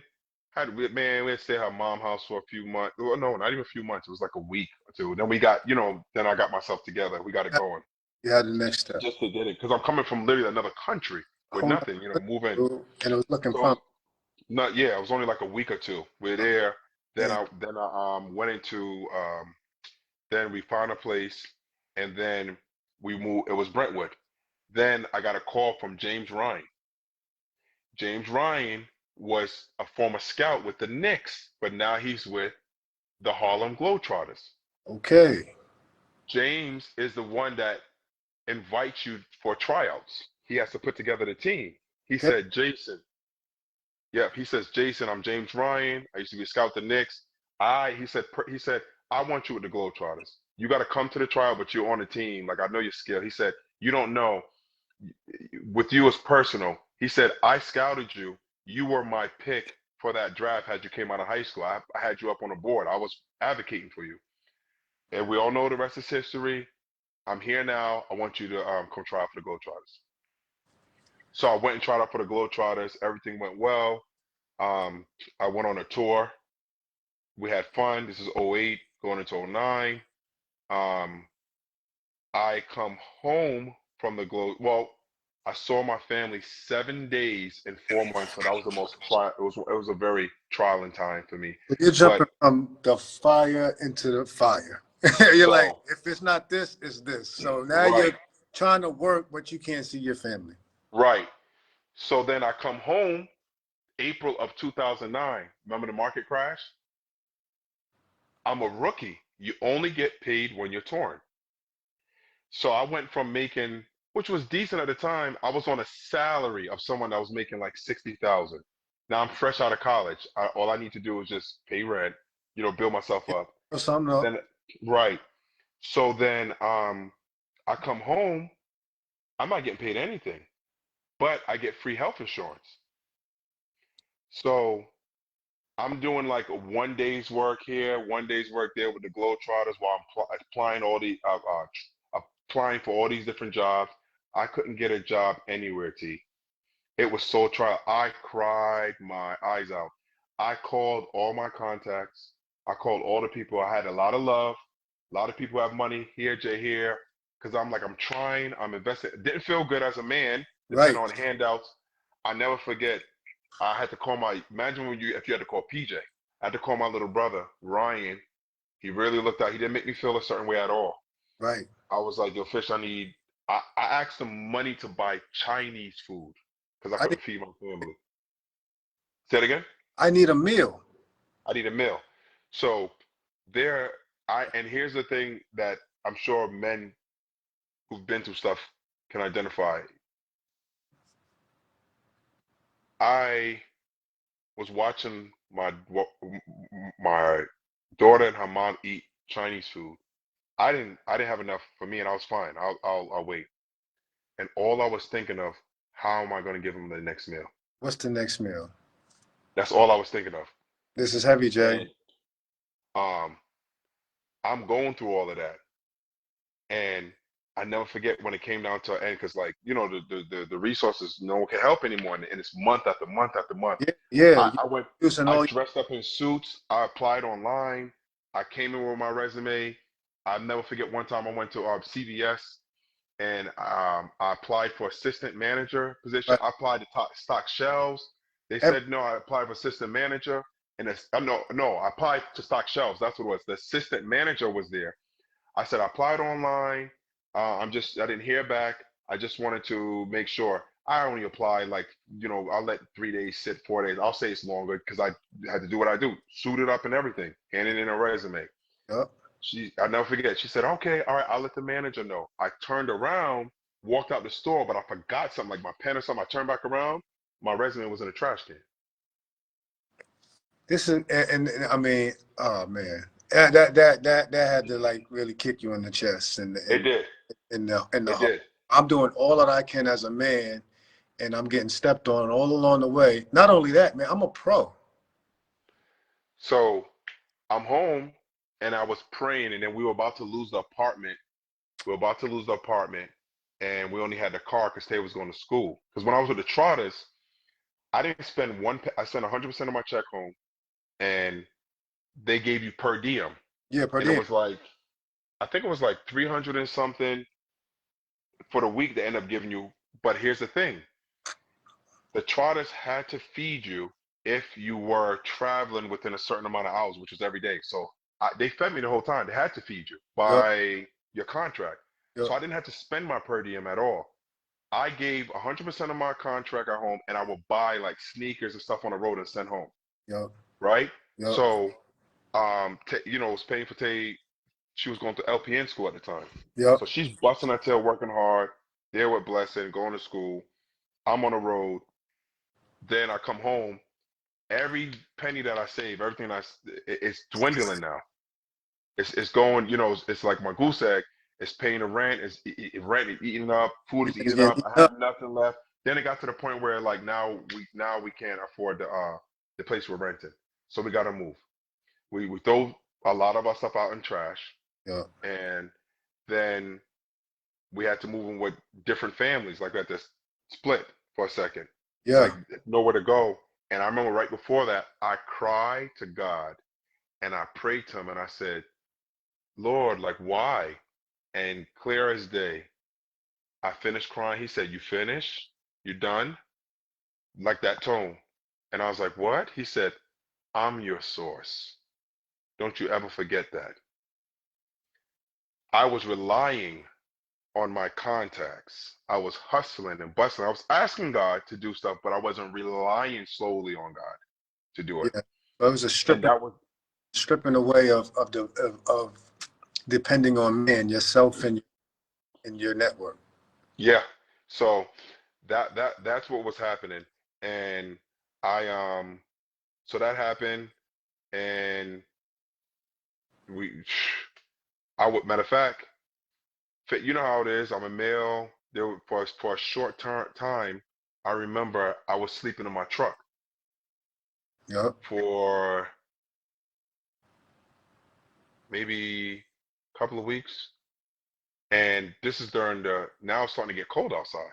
Cold outside, man, and you don't have a home right now. I didn't realize how many people be looking in your car People at look. night. And I didn't, and this would to a small degree make me feel for those who like are homeless, like I couldn't imagine because I had a truck. But even having a truck, it's a dawning pressure on you all day. I'm trying to figure out where am I going to drive to sleep. Yeah, where can I For set up for without any interference? right, Where where it's can I set up? safe. And then I remember calling on friends, Yeah. like come over, like, yo, can I take a shower at your house? And I couldn't even, and they said no, They said no. no. And No. um, Oh, man. through this kind of stuff, you know, that's when you realize like there's nothing special like moms. And that was a saving grace. Moved back in, was sleeping downstairs, like at my mom, and I don't even remember how long. It wasn't too long, but um, I started. Now it gets even more humbling. Yeah.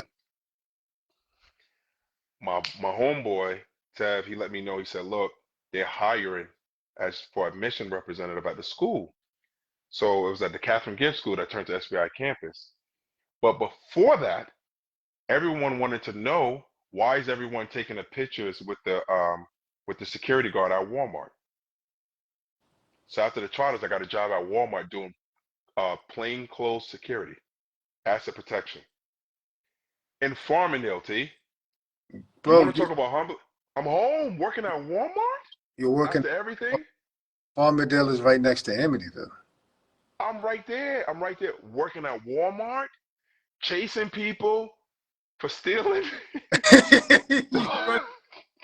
If they, bro, first of all, if you get your hands on them, Yo, yo, but oh, Walmart yeah, makes that's so rules. funny, but it's so heartbreaking at the same. Yes, but yeah, dog. Talk about humbling. You know when people talk about they see stuff, Informing day. they don't know the story. No, this They is don't know the story. what, bro. I This is we're on extended time, but this is so necessary.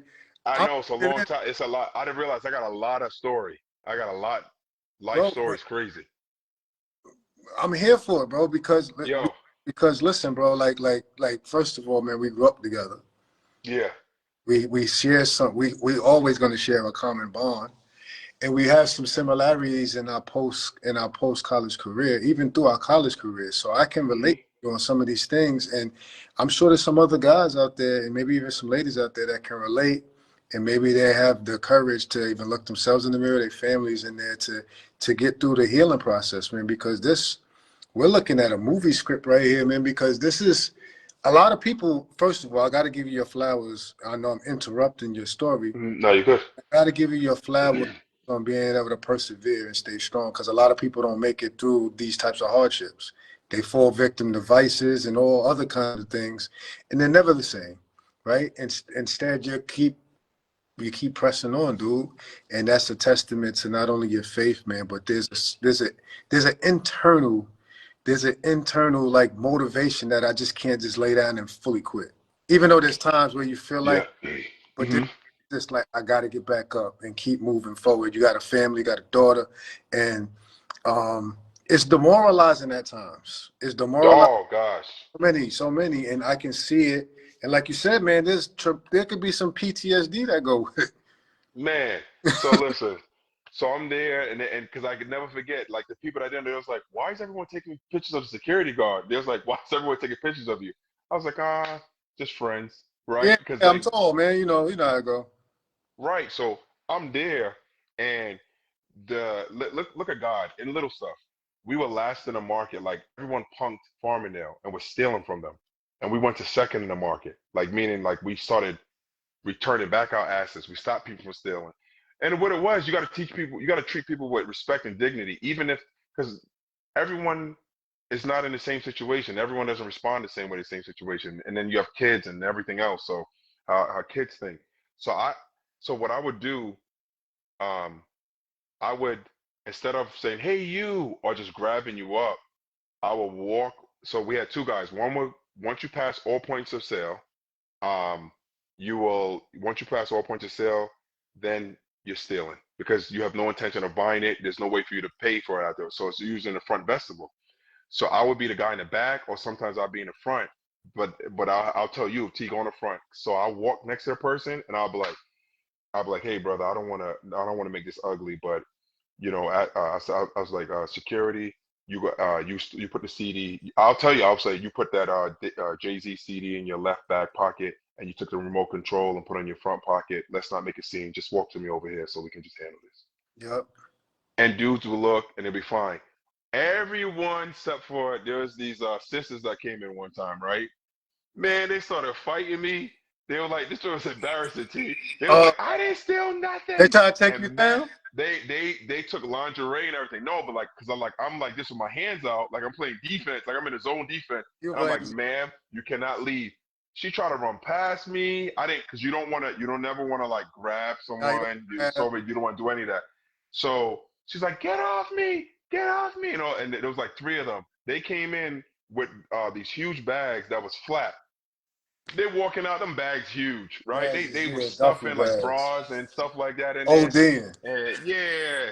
So, but long story short, we did well. We had this guy that was punking everyone. He started bragging because he beat up the Home Depot security guys, and he Oh, was stealing TVs.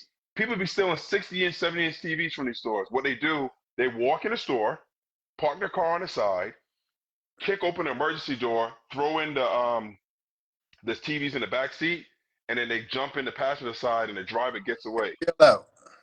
peel out. So Home Depot put a bolo, be on the lookout to other stores and everything because this same dude that did at Walmart beat Charlie. up the guards. So now he bold now. Now he like, I just going anywhere. Broad daylight. So right before my shift one time, the dude Calvin Johnson, I want to say, I think he's from Amityville, Copac. He played football. He called me. He's like, I caught him, dog. He tried to punk me. And you know what I mean? He ain't doing it to us. And he tackled him to the ground, stopped him. So that was like, that's my Walmart stories. But like also too, for whatever it's worth, like, you know, we talk about the neighborhood and everything else. The main thieves are not what you think it is. I No know. Walmart. It The main, be the ones that can slide on through. it's not the on two front. The number one thief and number two. Number one thief is young female teenagers, and they're not usually the ones that from the hood area. They're from everywhere else. They still makeups and cosmetics. Yeah, that's why they got to lock it up now. Yep, they're the main thieves. Then it was the older version of the mom, the middle class or lower class mom that would come with the stroller and will stuff the stroller with mad stuff. And it's not the moms from the hood or the Yeah. main thing. Like but they're smart because this is why they don't get caught. They steal the most, so they'll steal like $300 worth of items, but then spend $70. Yeah. The people from the hood will the people from the hood will steal $100 worth of stuff and pay $0. And it's like, Yeah. there's like, yo, you can't do that. You know what I mean? So If you're going yeah, so thief, you gotta be a smart thief. You know what I'm yeah, saying? so that's it. Like So they doing it. I have stories for days, T. I have stories like one. I'll tell you one. These young girls, they came and they was like, oh, she got mad at me. It was like, you betrayed me. So Uh, I'm like I was while saying. you're stealing, one of us got to go on the floor, the other person got to stay on the camera because when you walk out the store, I got to make sure you still have that merchandise. So it's a bad stop and you can get sued, right? So sometimes you can't see, and they use Honeywell cameras. Walmart use the best because Walmart make the most money. So you zoom in. If you have your pocketbook open, I can zoom in and read I can tell you what you got in your pocketbook. Going on. So I'm looking, but you can't see past like some of the merchandise. So I was like, all right, I'm going on the floor, right? So I go on the floor, and I had to see like if you still have the bulge, if it's still right there in your pocket. But I'm blowing my cover, so I got to play it off. And I was like, it was a female. I was like, look, help me out, man. I'm trying to get this shirt. They always say I got like these old dad shirts. How does this Fisher shirt look on me? And she was like, oh no, you look good. I think this will look great on you. Like she helping me, right? So later on when she walk out, like now I was like, all right, still there. I let her walk off or let the crew walk off and I'm watching from a distance. So when we caught them, she was like, I can't believe this. And you betrayed me. She said, talk about you looking for a shirt. And I was like, what do you want me to do? I'm Hey, sorry. up, man. I'm doing my job. You know that. Right. So she was like, I can't believe we got caught at Walmart. I stole from Burberry, Louis Vuitton, Oh, Walmart. And she I was going like, through her whole joint. oh yeah, yeah. And I was like, well, you gotta realize Louis Vuitton and Burberry mixed together can't mess with the revenue that Walmart pulls. They're on a whole different level. You know Yeah, what I mean? So a whole so different. I said Walmart's using different type of security. You know what I mean? Like they're using the best Honeywell cameras and everything. But anyway, and then my joke was when multiple people that said, your big tall self, I should see you from a mile away. So I said, that's why I stand a mile and a half away to watch you. And, you know, I'm a little so out. yeah, man. So that Yeah, happened, and yeah, you're doing security, bro. You done every type of job that you shouldn't be doing. Right? so Like in your mind, you're like, I shouldn't be doing this. So there's a level of humility going on that's nonstop for you. You know what I mean? yeah, You watch your wife flatline, daughter is in the and you got to keep going, man. There's no gotta pause keep going. button as an adult, man. There's no pause Gotta button for keep going. you, and you're looking back like, dude, you. How does it feel? And we can continue after this. How Yeah, does it feel to see yeah. some of your peers that are playing? So for me, honestly, people ask that, and I remember Taste always ask it a lot. I never felt jealous. Okay, I never felt jealous. I never was even envious. okay. Because for me, I I always thought I was gonna get back, right? Up until a certain point. I always Somehow I'm gonna thought get that, there. Somehow I'm gonna yeah, I get thought back. I was gonna get back. And then the second part was I knew that God had a purpose for me. you know.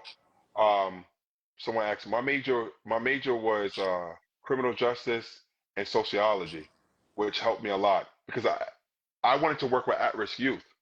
I just thought I was going to go to the league, make money, because I finished. We always had to do summer school, so I had enough credits to graduate after the first semester of my junior year. So now I'm working in the community, not exactly what I want to do, but this next 2, 3 years go by like a breeze. Okay. I'm working. I'm working at the. So I leave Walmart. I start working as a mission representative. They fire the director of missions. They have me and another individual act as the temporary. We break all school records, Wow. right? I was the lead though. The other guy gets the job. The president at the time, he admitted, um, I was the stereotypical black athlete, the look. And I was 5 months on the job. Even though the divisional who's head of all 100 and something schools in the health, he liked me, Eric Stone King. But he left the decision to the new president because he didn't want to overstep his, he didn't want to make the president feel powerless. But the president had to make a decision. There's a guy that was there for 5 years, short Irish guy. I don't want to say his name. I know his name. Nothing bad for him. He was there. I'm the one that led the team. I'm the one that broke all the records. I kept the morale up. The number of starts, enrollments, graduations, everything. Certain You students that are there, they don't know the way I operated. I just did the right thing. And it was God. It was God. right. It was God. It was Wow. all God. Right. So I was able to change certain students' lives, certain students that, two stories from there, and I move on from there. One, I had a student that said, "Hey, I have a learning disability. I can't retain information." And I said, "Oh, interesting." I said, "Okay. I said, what's your favorite song?" And then she told me it, and I said, "Sing it." So Sing she's it. singing a song, and I was like, "Isn't that information? You Can retain you it. retain that?" And you see her face light up. She graduated top of her class after that. Another student, I spoke to her. I encouraged her. She wanted to drop out of school. I said, "You cannot drop out of school because you know people's stories before they enrolled." And I said, "Don't forget you did this. Someone care about you. Yeah. You came through the foster care system. You think this family member, you're something, you mean something." All of this, I leaned into her and I prayed right then and there in the room. She gave me a paper and she said, "I'm not going to do it now." It was a suicide note. She was going to kill herself that day. Oh, Jay. This is heavy, Jay. And she was crying, and I was like, wow. This is And heavy. it made me say, "All right, God, I see the purpose on everywhere that you have me." Okay, so now this And is is that a moment? Is that a moment to be like, okay, this is bigger than me. yes, these are the things that keep happening that It's, allow me, hey, yes, excuse me. that right there is heavy hitting. That right there is heavy hitting. Like she had the note right there in hand. It was on. And because she met with me to withdraw, and she was telling me, she said, she said, "The only reason I'm pulling you, I wasn't assigned to her anymore, but she said, you helped me and you cared. And I just want to say thank you." And I was like, "Whoa, you're not withdrawing," and I'm pulling her. And the whole point was to say she wanted to thank people who actually cared about her before she killed herself. She bodied herself, and you was one of those people, and you Yeah. and the spirit moved, and you prayed for her, and she said, "I'm not Yep. doing." She pushed the letter and she said, "I'm not doing this." So then that happened. Um, I get I run into the CEO at her kid and Blessing was in first grade together. After the second kids party, she said something, "I really like something about you. I have a program, Youthville, and I'm head of United Way. I want you to be the dean of students." So I was the dean of that. That was very rewarding. Youthville, 70% of the class, according to the grant, had to have a felony. So it was a program that uh, joined with United Way that took at-risk youth, exactly what I wanted to do, gave them a second chance to get their GED, and they were partnered with the unions in Long Island. So now you went from, I had one kid, I'll let him speak for himself. His name is I won't say his name. I'll connect him. He talks all the time, and he'll be more than happy to tell a story. Came out fresh out of prison. We in orientation, T. Yeah. I had to convince dudes like, no, Don't stab each other. Put your knife down. Put down. No one's gonna shoot each other tomorrow. That kind of thing. You Put your immediate. flags away. Yeah, these are young kids, fresh. They're minding the streets. Yup. It's all God. So convince them to do that. Then this one of my favorites. He graduates.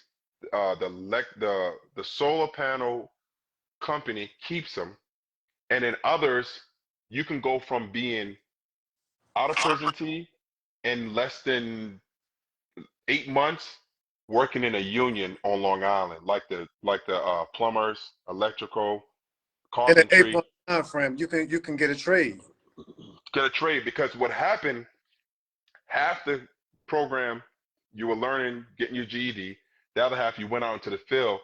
The program paid you your money for the union it was free labor for them, but they got to see your work quality. Did you show up on time? Did you learn? Will we take you? And it was their way of giving back as well because they kept 2 slots open, and in case of a student qualified for it, like did qualified academically and then qualified from a So where skill and work where ethic. would you say you're at right now in your brain space, man? Like, well, do you feel like stuff is kind of turning the corner? Are you starting to? Ball's over. Yeah, ball's over. I'm just a working man. All I care about is taking care of my family. Right? Ah, bro. Okay. Okay. Ball's over. Ball's over at this point. So Yep. so when you really had to let the basketball thing die, what did that feel like? And then let's bring us up to speed into what you're kind of segue into doing today. So I gave like Walmart happened. I started working in school. When I was working as a mission representative, I'm good now. You're I'm good now. good. You're starting I'm to go good. slide into your element. Right. I'm in my element. I'm helping people. I'm a professional, and then I go to be a dean. I'm good. Ball's over. Then United Way, for the first time in program history in that youth bill, they don't get like a $2 million grant that they get every year. We were number one performing. We broke records again, but still didn't get the grant because they want to go a different direction. They want to open up different programs elsewhere. And I think part of it was they knew we were connected to United Way, so we have some kind of funding because almost all youth bill programs are just youth bill. Some of them have a relationship with YMCA, but it's just youth bill. So they was like, look, we didn't get there was cuts. We didn't get their funding. So now everyone gets laid off except for the GD instructor and those who work with Social Security. And so I'm home. I'm unemployed. This happened in August, September, October. So 2 months I'm home unemployed. Oh gosh, I'm starting to get depressed. Coach Wright calls me. He says, hey, we have a director student athlete development job that's open. Do you want it? I said, all right, coach, let me speak to my wife and let me pray on it. I hung up. She said, what was that? I said, director of student athlete development at Villanova. She said, yes. And then it was like, let's pray first before we prayed. I called coach right back minutes after the initial call. I said, yes, the answer is yes, coach. Yes. So I went there at Nova. But what people don't know, that was a stipend position. It was $800 a month. Wow. I had God put it on certain people's heart to put me in a situation where I can survive there, where the funding became, um, available. And it wasn't Villanova, and I say that meaning everything was on up and up. Just a stipend position. I worked my tail off. Even that, I have stories, and I won't go too in detail. Like I was living in the row houses in Philadelphia where there was rats running from one row house to the other. Oh, So your kitchen, all you hear is beep, beep, beep, beep, beep, your mouse traps going off at click night. You got everything to throw them out. Yeah. is going um, again. it was on Upper Darby. I was in Upper Darby, and I was on Margate Street, something 12, 912 or something like that. Margate Street and Margate Road on Upper Darby, right by the train station. The row houses right there on the train station. That's where we were. And Junior was born at Nova. Tay was bedridden again with him, but his delivery and stuff was smooth.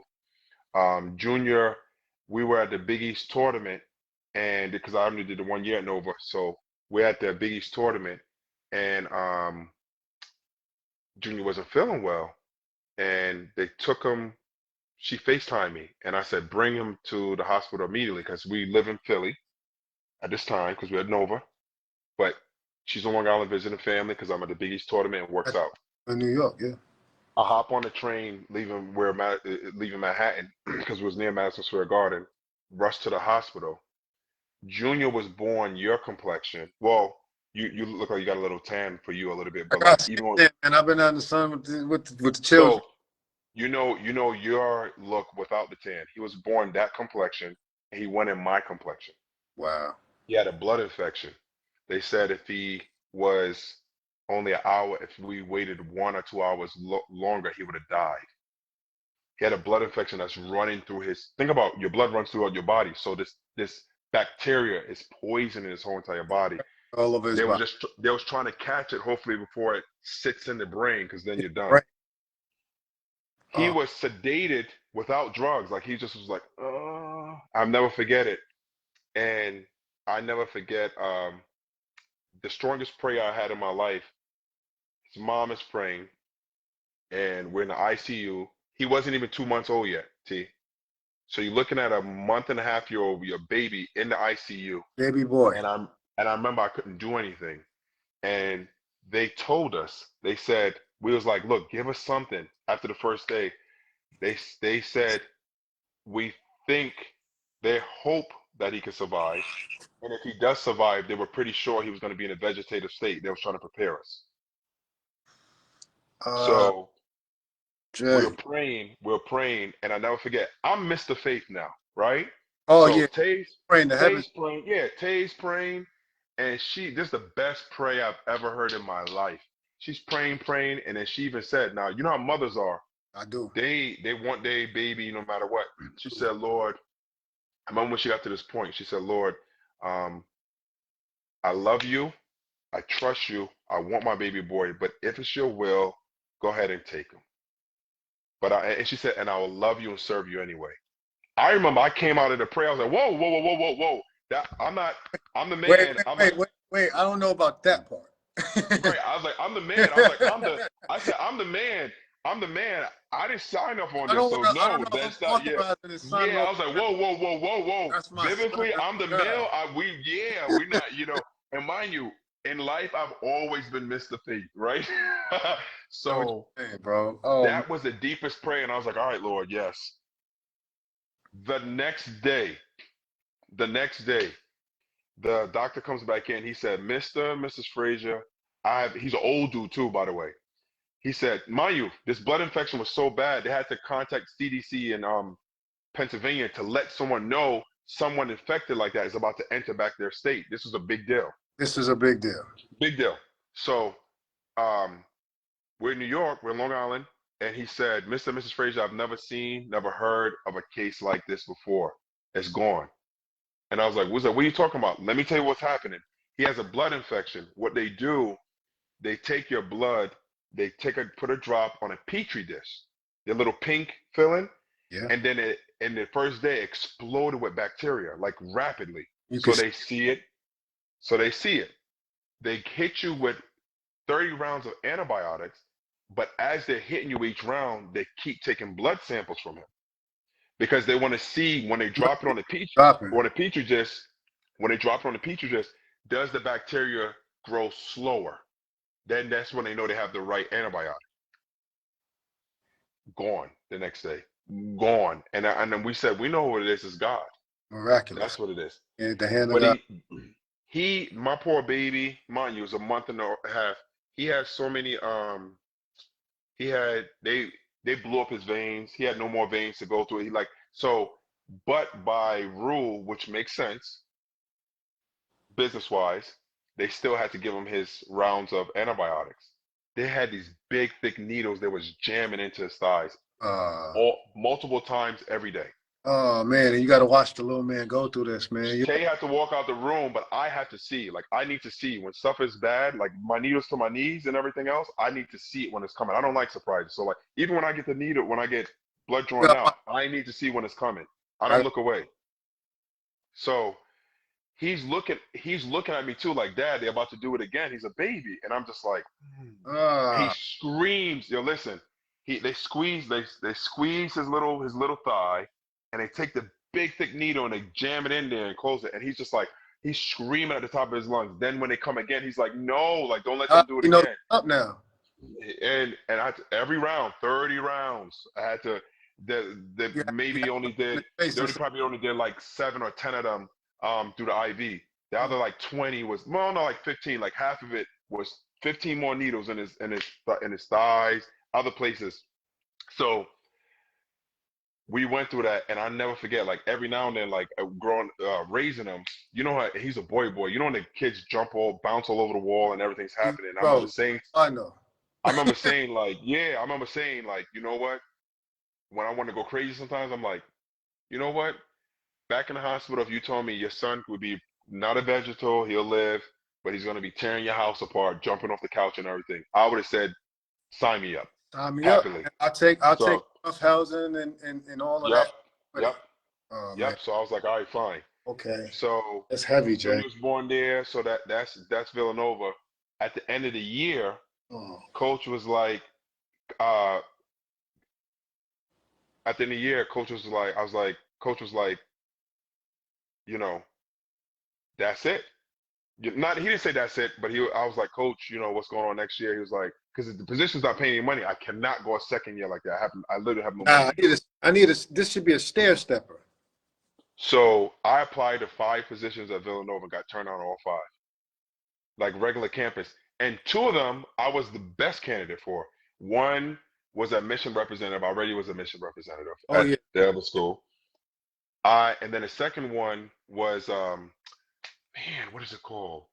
Campus, something about campus experience. So it was someone who understands the campus and understands the experience as a student, and then and mind you, I'm an employee of the university at this time, so I'm not even like an outsider. I'm an internal candidate. They all signed they all signed all new grads. So it is what it is. But look how what God did. So I got turned down 5 times. No, 4. Sorry, 4 positions. The other one was gift giving, uh, raising funds for the school, right? Right.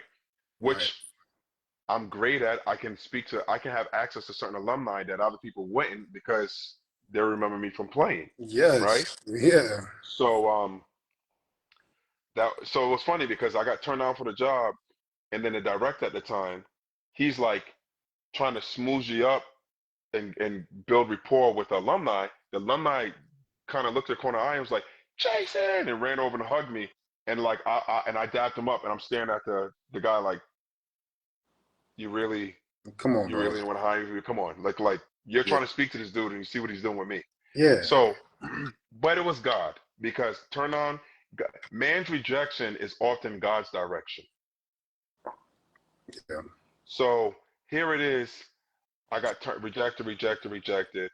There's no opening on the team. I was praying up and down all week. Saturday, we had prayer at the church. I'll pray for hours. It was like 4 or 5 hours of praying, and everyone knew I was looking for a job, and absolutely nothing. Then I hit rock bottom.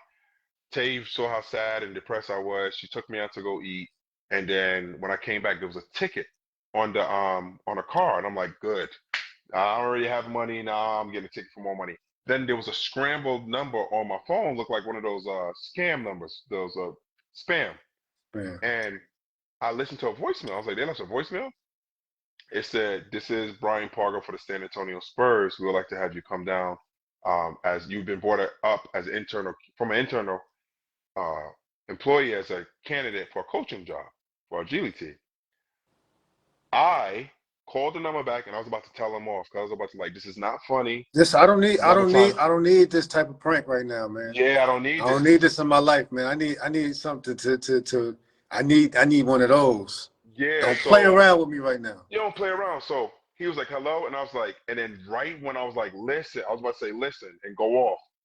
The spirit said, just listen. Really listen. Yeah, real listen. So I was like, hello. He was like, hello. He was like, yes, this is Brian. I was like, and I remember telling him, I said, are you for real? He said, yes. It was the Spurs calling. Oh, So Jay. what happened during the Final Four that year, I went to a Final Four party, spoke to someone that I knew from the Spurs, just saying hi. told him I was at. He was like, "Oh, great, you at Nova. This is amazing." I said, "Well, this is." I said, "I want to make it clear. This is not the end goal. Like this is, I'm director of Stair student athletes stepper for development." me. Right. I didn't realize at the time he introduces me to the assistant GM, Wow. and they were getting a feel for me, so he's vouching for me. And then I go to the interview. God testing again, test of faith again. So I'm with them. At the same time, I had a job that I was applying for Sunoco, and I didn't want this initially. I didn't want the ball joint because Sunoco's paying 90,000. Mind you, I wasn't thinking coaching. I just did this because where I'm at. So that wasn't falling to us. So I went on the Spurs, did the visit. They liked me. They said, "Listen, we like Earl Watson. He's a no-brainer, but um, there's something special about you that we want you as well. So we're going to take this salary, but we only have salary for one. So we're going to take it and split it down the middle." I was making 17,500 gross. Gross. I was in the G League, and there was a point where I had an eviction notice on my door. And Tay calls me while I'm on the road because Texas didn't play. Let me tell you how it happened. Your rent is due on the first. Your orange eviction letter is on the second. The sheriff is kicking you out on the third. They didn't play. So, mind you, I had to rent this place out separate from the team because I had a family that was coming down. So, I had my money. I had per diem, right? I had per diem. Put that the per diem up. I was sending home to pay stuff, and and then I had my Spurs money, which is nothing, 17,500. It's nothing, Yeah. and that's gross. That's before taxes. Yeah. And then then Tay was working. That's what saved her. She was a nurse. So when I was home and not on the road, she was a nurse. So she'll Here's a work. nut. She's LPN, yeah, at the time. And that's what saved us. And I got through that year. And the Spurs were great, man. They were great. They were great. They work. They're second to none as far as an organization. Yep. And they really help you. They train you. They call people. They did everything. I was safe with them. But the question is, why move on? Well, the NBA came calling. So, how that happened, the year ends, I signed with an agent. And um, I signed with an agent. The agent went, well, actually, I'm jumping one thing. How I didn't get evicted, I told the coach to call the building manager and say, "That's one of our coaches. We're on a road trip. You'll get paid tomorrow. Chill out." That's the only reason we didn't get kicked out. Only way. All the way. So I signed with an agent January that year when I was with the Spurs, and I signed with him, Michael Siegel. He calls the Spurs, I mean not Spurs, the Suns, and he said, "Hey, the Suns are looking for a big man development coach." I'm going against Joe Smith and Corliss Williamson for the same position. Big They nasty. know Jeff Hornacek. I don't. Oh The wow. only My coaching record is 1 year director of student athlete development and assistant coach in the G League 1 year. That's it. That's it. My agent told me, he said, "Look, you don't have," he even said to me, he said, "You don't have," what did he say? You don't have, he said, "You're not even guaranteed an interview, but you're not guaranteed an interview, but I'll let you know if you have an interview." So I wasn't even guaranteed an interview, T. Oh boy. But by this time, I already been battle tested in God. I said, "All right, Lord, I'm not going to stress about this. If I even get the interview, that's when I know it's mine. And if I don't, I'm fine, whatever. We'll figure it out." I get called for an interview. So I was Oh, like, "It's mine." So the Spurs set me up on how to set up my workout, they train everything. I go there, I kill it. you kill it. I leave, I get hired. The story went, I walked out the gym and they asked the 6th round draft pick, Alex Len, "Who do you want?" He pointed to me, he said, "I need him." So mind you, Joe Smith already went, Carlos Williamson went, I go last. He goes, "I need him." That's two big guys too, man. Those are two big dogs. So yeah, who am I, T? But I said, who am I? I'm no one. But I said, "You, God, but Yes. you." Yeah. So I've been, now mind you, I done had to sit through when I lost everything from the Globetrotter. I learned that no, Lord, you the resource. It's you. You the boss. So Wow. so I'm with the Suns. Uh, from the G League to the Suns, all my guys get paid after 1 year or have career years. They're doing well. I'm excelling. Eventually they let go of the head coach, and they Jeff Hornacek brought me in. They got rid of the assistants, got rid of Coach Hornacek. All this stuff is public, all know. Then got rid of the head coach so that I'm not in the Suns anymore. Right. And I decided to stay in Phoenix, and I coached at the prep level. Won Coach of the Year the first 2 years. Won a state championship the second. But that's my proudest moment was 9 of my 10 players were on honor roll or higher the third quarter of my second year. That's amazing. Before that, guys would fail school. There Yeah. was no honors. There was, it was changing our way. And I won. It wasn't like I just had a smart team, a You was doing brainiac. both. You was being teaching them how to be a true student athlete and giving them life skills that are transferred to off court too. So these are the things that I was doing. And then me and his name is Jamari Bryant, we turned that whole school around. Grades jumped up, state performance jumped up. Um, th- th- uh, this was all of this stuff. This was all of the things that we did, and how I was able to do that. I became a specialist because I left from there and I became a dean of students in another school and had the same results. Wow. Right now, and it's too much to dive into it, but I am a specialist in turning schools around because I started off as a teacher. So Skyline Prep, then it was Sun Valley Academy, right? So how I turned it both around, I was a teacher, but then I became an administrator. So I was I was administrator, but I used my teacher mind, administrative knowledge and power. Yep. It's little things. I created rules on the number one thing that teachers need to learn is classroom management. So I learned how to master classroom management. I learned how to teach it effectively, and I learned how to create a safe space for the students, but also for the teachers. Because what I did, there was a couple of things. Students need to know where they're going. They need to know where they're at and where they're going. And you have to break that down on a weekly basis. This is what I got to teach them in a week. This is what I teach them in a day. And then I did unorthodox rules. I allow students, so it's big one, no cell phones, no nothing. But I am the person that suspends you. You understand? I'm the person that suspends you. So I can do whatever I want in my class. I Right. don't have anyone to answer to other than the principal, and I could justify myself. And I'll get to it when I got to that. So I would tell the students, whose time is it? It was like, your time, Mr. Fraser. What we gotta do? And they read off what we gotta do for the day. And then I said, after we're done, and I know that we understand the material, whose time is it after that? They said our time. I don't care if it's 20 minutes left, 30 minutes left, but it's usually 10 minutes left. What if they do their work for the day and they exercise that they understand it? And they're on task. We're not late, no projects, no anything. You can spend all the rest of that time in the classroom. I would say listen to music on their phones. Not they couldn't watch social media, nothing like that. They can listen to music on their phones, or they can do something on their laptop. Yep. And I said, but here's the thing. I said the first time, and there was you got to build rapport with students. I would say, listen, the first time anybody messes around on their phone and abuse this privilege, I'm taking away. I said, you're done. I'm taking away for the year. Yep. And they didn't violate that.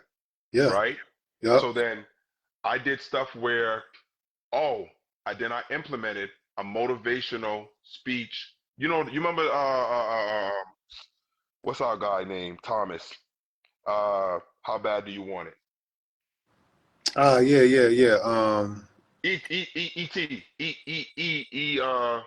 Yeah. What's his Eric, name?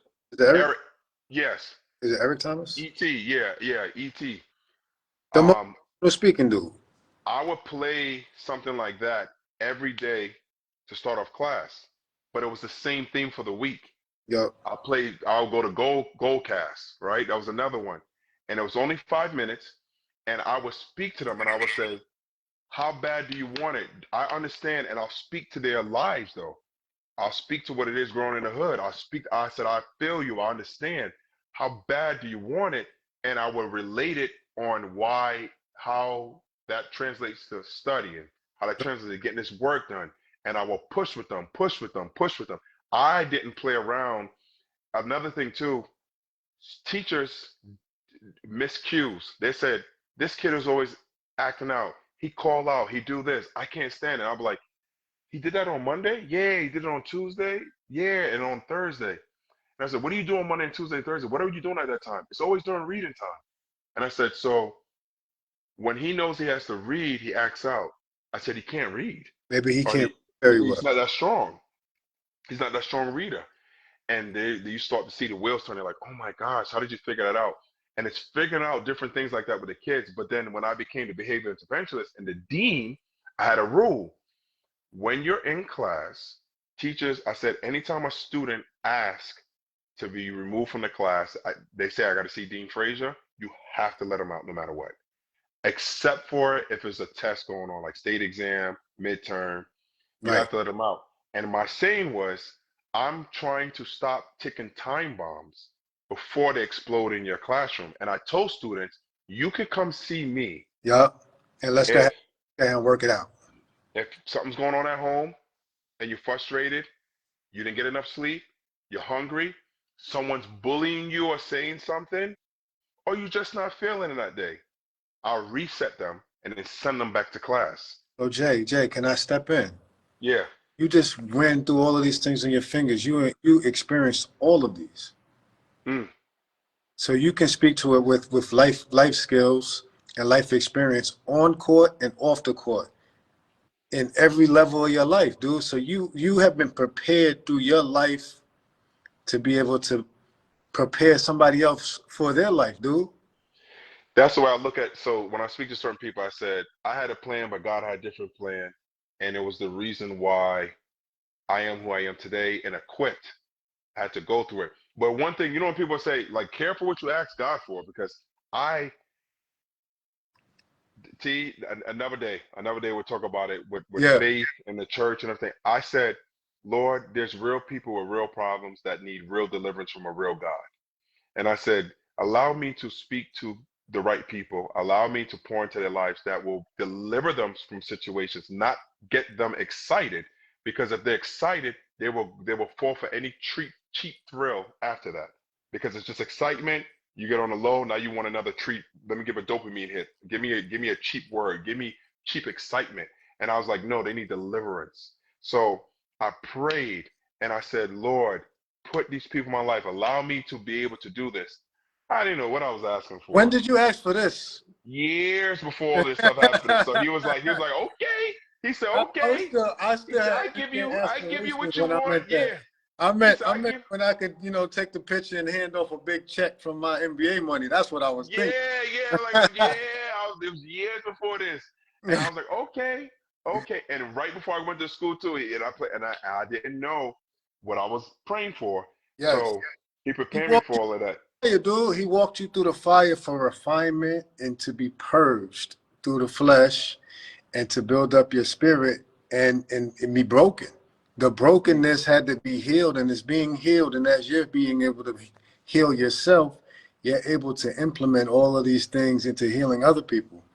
And Yeah, it's a hard job, man. It's a hard job to wear that that assignment. That assignment is really difficult. And a lot of people, like you say, they'll speak on it, but once you start getting into that job description, they hit it's a different. whole nother thing. A It lot hit of people different. want that. Hey, sir, use me for your glory. But if there has to be a sanding down of the flesh, and that's not an overnight thing. And the things that you're walking through, dude, not a lot of people will be able to get through it, dude. Seeing yourself, your wife, and your children have to go through thing after thing. We're talking about heavy stuff. A lot of people go to vices, man. They go to drinks, they go to alcohol, like sports betting, stuff that we see, right? They don't recover from this, man. So for me to even be able to have you talk to me is a testament to your perseverance in the Lord being in the midst of your life for that, man. And I thank you for being transparent because this is a lot of hard stuff to share with men because of the vulnerability Yeah, of feeling the shame and the embarrassment. But from the shame and embarrassment, those scars that you wear and the pain that you wear allows you to be able to have power in what you say, right? Because we know, we grew up in Amityville, when somebody's talking and they ain't real about what they talking, bro, we can feel that. Yeah, you call it out. You call that. You call them out. Yeah, You call yeah. it out quickly. Or you just gonna just say, man, he's fronting, and Yeah. away you go. But when you have that power because of the pain and scars that you have gone through, it holds weight. It holds a lot of credibility, and now you can go and impact people in a way that other people can't impact. And because of your experience, you can see things the way people can't see them. So now this is a part of your gift that you had from when you was young. They told you you was going to be mentally retarded, Mm-hmm. and From Jump Street. you never believed that one time, and No, no, I didn't believe it. you didn't believe it one time, man. And now you're seeing other people that are coming up and saying, hey, you're this or you're that, and you're like, nah, no, you're not. We're not even going to accept that. We're not going to speak that out. We're going to move forward this way. Send them to my office so we can have a conversation. Yeah. Be Yep. able to breathe life into them, man. So salute to you off the court too, Jay. Let's finish. Thanks, man. Man, I'm hyped. I appreciate it. And then even with the teachers turning it around, because I taught too, I did stuff on Orthodox. And when initially the first school was at, I got I got a little recoil, understandably so, because it was very unorthodox. But I started pointing to the results. I said, look at the student that was failing. Now they're A student. Look at the student that was You got on the verge of receipts. failing. They're We B. got All the receipts, Jay. receipts. I laid that thing out. Hey, we don't got to talk. We got receipts about it, dude. Look at it. Look at the transformation. Teachers. So we went to school. We were funny. We were class clowns, Oh right? yeah. So you snapping on the teacher. You doing stuff, making the class laugh at what the teacher's wearing or the way the teacher acts or talks Oh or yeah, everything. yeah. It's funny, but don't forget. Then the teacher getting a back and forth, which was not enough to kick you out. Yeah. Bell rings. A new class come in, and you got to perform again. Gotta be. Where did I decompress as a teacher? You didn't get a chance to decompress, man. So you got that carryover sitting on your chest, and somebody's gonna get it. Oh, and it gets better. And a new kid got it. And you're like, yo, why you jumping out my back? Yeah. You So got the first snicker, and you get kicked out ASAP for somebody so else. I had my stuff, those were my rules for the students, for the teachers. As the dean, I didn't notice. I found out later on that deans spend most of the time in the office. I spend most of my time on the floor. You moving? So I will go to your class. I know your curriculum. I'll know your plan for the week, and I'll look in there, or there's certain times when the students are working on themselves, and I'll be like, hey, how you doing, Mr. Smith? And I'll go like this. That means you got 5. Take 5. Take 5. And you just randomly go. Or I'll be like, bathroom break? Go, right? Yeah. That's I the could word. see You got to decompress. Yeah, I see I what. could see teachers when they're really going through. Yeah, you seeing the build Take up. 10. Take 10. And they'll take 10. Yeah. We had teachers who they thought was going to quit after the winter break, come back smiling, skipping in school and everything. And I remember the principal, she pulled me, she said, how did you do this? How are you changing this? It's little stuff that we all can do, but you just I can do this in any district. Yeah. I did this, people know Arizona, I did this in South Phoenix. I can do this in any district. It can be done. It can be done. But you have to have the right point person. Yeah. That's like in that dean role or whatever. To understand, you have to have the ability to communicate. You have to build rapport. So T, if you came to school like that every day, the day you didn't wear your chain, I'll be like, yo, where your chain at, T? Right? Yeah. Or you came with your head down, I'll say, what's up, T? I'm like, what's the matter? No, you can tell me. Oh, my brother is sick in the hospital. I saw you 2 days later, 3 days later, because it's a big school. Yo, how's your brother doing? How's your bro doing? Bro. So later on, when you get an attitude, right? And I'll come in the classroom and you hot. I'll be like, whoa, stop. Everyone out or move. I'll be like, T, it's me. Just come to me. Yeah, let's talk. You like this, you like, no. Like if you're like, no, I'll walk up close, not in front of everyone sees, but I whisper, I'm like, hey, it's been a year since I've been here, or 2 years. Can you name me the one time I disrespect you? And I'm looking you in your face. And you just stand at me like that. I'm like, no, I'm waiting. Tell me the time I disrespect you. And then I'm like, exactly. I just need that same respect back. And then you walk with me. Or you chill out. And you gotta build rapport. You gotta build a rapport so you can drop that wall. That wall that goes up. And then I let them understand this is the basketball coach in me that made it easy. I said, look, we are not in war with each other. I said, Yes. we have a responsibility to get you guys to learn these information that the state makes us do. This is why the state does it. Here's your income. Here's your outcome. Here's how life is. Here's how you build a family. Here's how this all relates together. So let us help you. And then on the teacher side, I always tell the teacher, I said, look, don't abuse these kids. I got into a few times where I had to tell teachers, I said, you realize you're getting ready to fight a 10-year-old every day? Yeah, yeah. You really are we doing that? Go ahead and sometimes step in and get a little rough. Not rough, but you know what I'm saying? Like, But listen, you crossing the line. yeah, you're waking up every day to go out there with a 10-year-old. I said, you're adult. What are you doing? Yeah, They what you didn't like that. But it was two things. I'm intelligent. I had some intellect, so you can't just talk around me like I'm a dummy, and you're not gonna beat me in most cases. You get what yeah, I'm saying? So yeah. I'm not physically These hands. intimidated by you. Don't So do that. Don't do that. so I'll say it, and all you can do is be mad and look at me. But I said it respectfully. It's the truth. We gotta tell the But truth in love. That's what but we then got. the teachers respected me too because I said I would tell the students, if you disrespect this teacher, I am gonna get you. And I told him, I said that this, but then I'll tell the teacher separate from the student, don't abuse your authority because I'm telling you right now, I would never disagree with you in front of the kids, but as soon as they leave and this is over, I'm nailing you.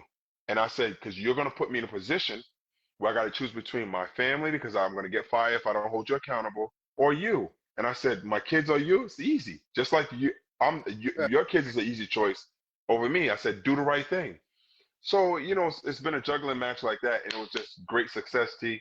Then I took a position for as a director for business development for a national nonprofit. Okay.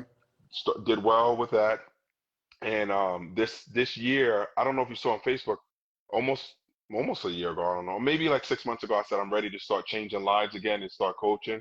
Talk to I me. just felt it. I felt it, and God, I felt it in my spirit.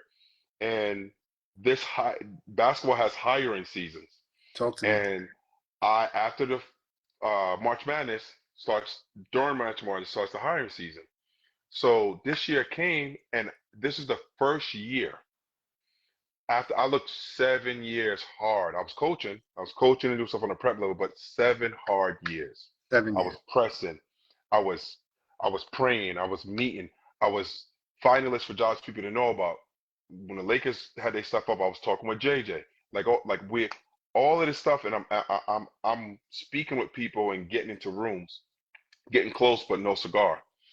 Finalist but no cigar. Before I couldn't even get interviews. Now I'm getting interviews. Then this year, I knew it was that year. I got called this time. So I have a friend that calls and he says, hey, Mike Bibby's about to get this job. It's not announced yet.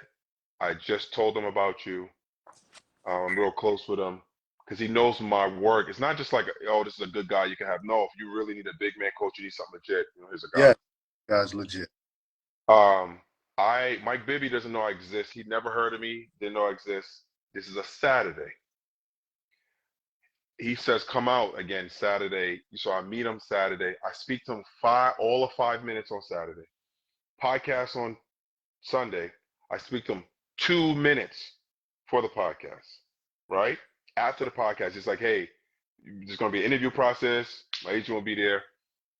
I get a text so that's Saturday, Sunday. I get a text on Tuesday. Hey, here's the link. You got to at least apply for the position. So that way you could be in the system so we could do official. I was like, oh, thanks.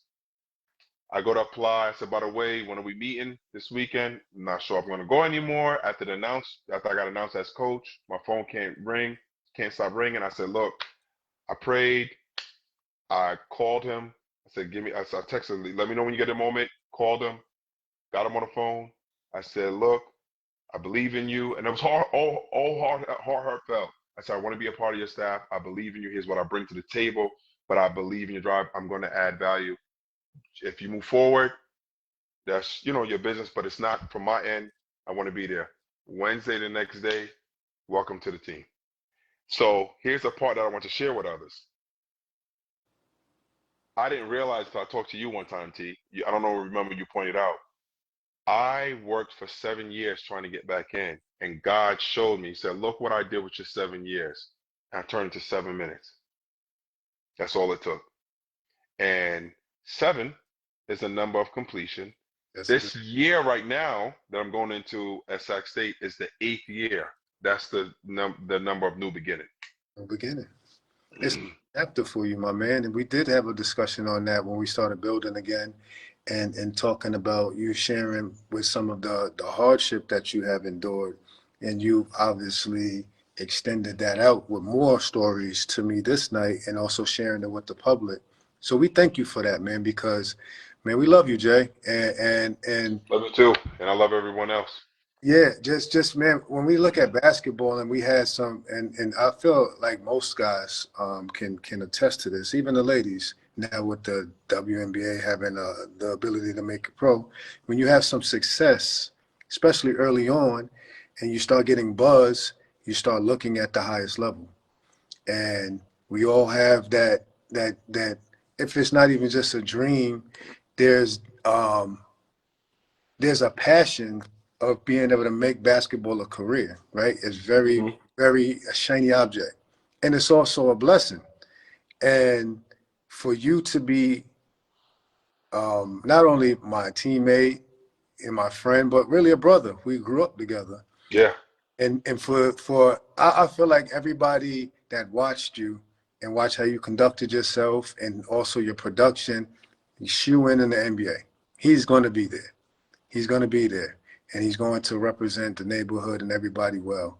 And then to see all of the hardship that you walked through and not know the whole story until tonight, and hearing you to be able to express this and being able to persevere through it to get to this point is something very beautiful. I'm seeing a lot of people saying, write a book, man. That might be something that's yeah. on the I'm table. working on it right now. I just discovered Chat GPT. I never Yeah, used it. yeah, yes, Someone pointed it out and said you could use it. yes, but this is something, but this right here is something that needed to be shared. And like you said, man, you've been planting, watering, and hoping to God to give you increase. And sometimes the increase wasn't in areas that you was hoping for. Right, But right. there's a lot of internal stuff because now you have this, like you said, you're battle tested for the assignment now, right? And also bypassing all of these other jobs that you was really hoping to get in, like we said, 7 years into 7 minutes, to now you're on the national stage, man. Sacramento State is in the news heavy, right? They want to see what Hmm. they're going to do. They got Right, you. right, right. Shaquille O'Neal is involved. What is going on over here, right? So you just being your presence and being you, you're gonna, like you said, add value. And I really believe that the Lord is going to use you in some amazing ways. And it's well earned because you laid down a lot of your own decisions and you went through the pain, the shame, the embarrassment, the guilt, the what ifs, all of these things, man. And you're still sitting here and being able to have a conversation with me in a dignified way. Not everybody's able to pick up the pieces, dude. So you should be proud of being able to do that. And of course, it was also off the strength of the Lord, but you still have a choice in the matter. Yeah, I always say choice is the greatest power weapon that we have and the most powerful thing that we have because we can choose gratitude or we can choose to be bitter. We can choose God or not choose him, but I couldn't, like people say I couldn't without God, like I literally could not without God. And Even he showed me my limits, my limitations. He showed my limitation of reach, my limitation of strength, and I became strong when I let go. I learned to strive when I didn't strive, and I stretched in God. And I can't speak enough because even different day T, but yep. on what most people would consider the biggest and hardest trial would have been the last 12 months for me. But that set up where I'm at now, you Yep. know, and I see why I had to wait those 7 years because the timing had to be perfect. Like sometimes it's not that we're not ready for the situation is not ready for us. And for me to come back in, people say this, if well, I can't wait till the world get to know this guy on a personal level. Mike Bibby was the perfect coach for me to come under. By far. That guy's amazing. The guy's amazing. And I will say this, he's real. That's what And we like he's real. real. He is so real. And I respect It's the crap. He's real. He's appreciated. real. And the thing is, it's not like he's humble and real because he lacks other areas. Because a lot of people, they come off a certain way because they can't boast in other. He can boast and carry someone, but he does not. Yeah. That's a guy that it's a guy you want on your side. It's a guy if you have to trust someone, he's that person. Love And it. he's also knowledgeable of the game. And then he has compromised a staff that he's been working with for over a decade with minimum Yep. that are all just great people. So this is a perfect opportunity. And kids, what people they're gonna see when the season starts, you're not gonna get the kind of training that you get here just random. When I say random, I'm not talking midget. I'm talking about all the power. I'm talking about the schools with the most resources because of the personnel that's here. Yeah. Like when I was in Phoenix, everyone was sending their kids to me and filming it so they can teach their coaches how to work with their bigs or how to teach their guards with the posts. And I was even doing like a shooting coach as well. Um, Also, you have Coach Bibby with all his wealth of knowledge and his information and that's going to be on full display. Um, then you have what coach is really about. He's about the kids. Like we really care about what kind of student they're going to be, what kind of man and person they're going to be, because that all would dictate the player. You Yep. put all that effort in, you have the right character.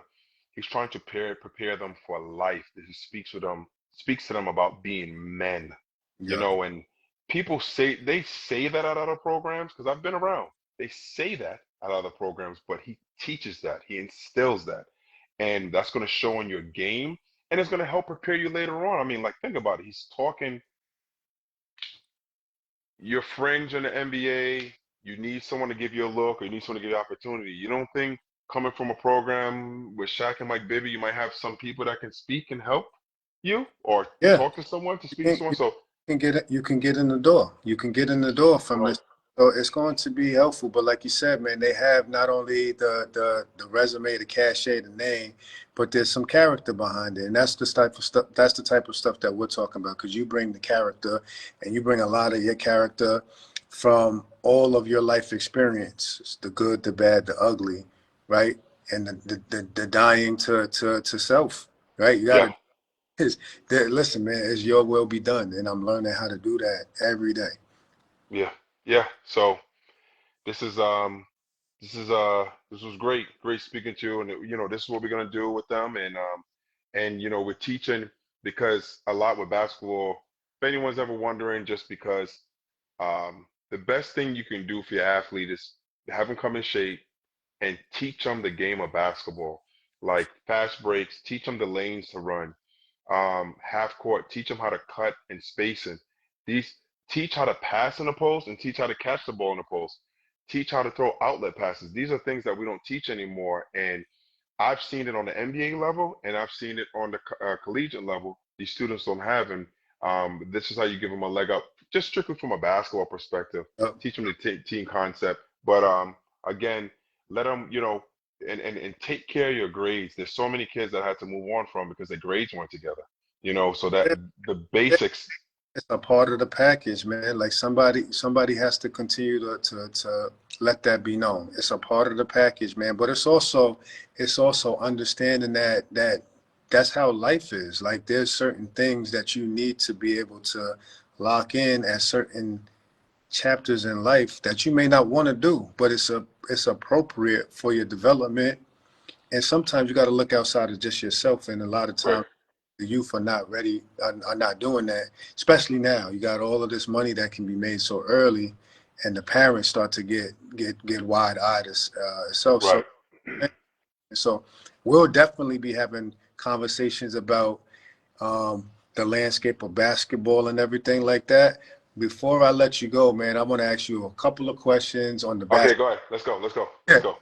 What would you say your favorite, let's go say your favorite basketball memory is or memories? Any level.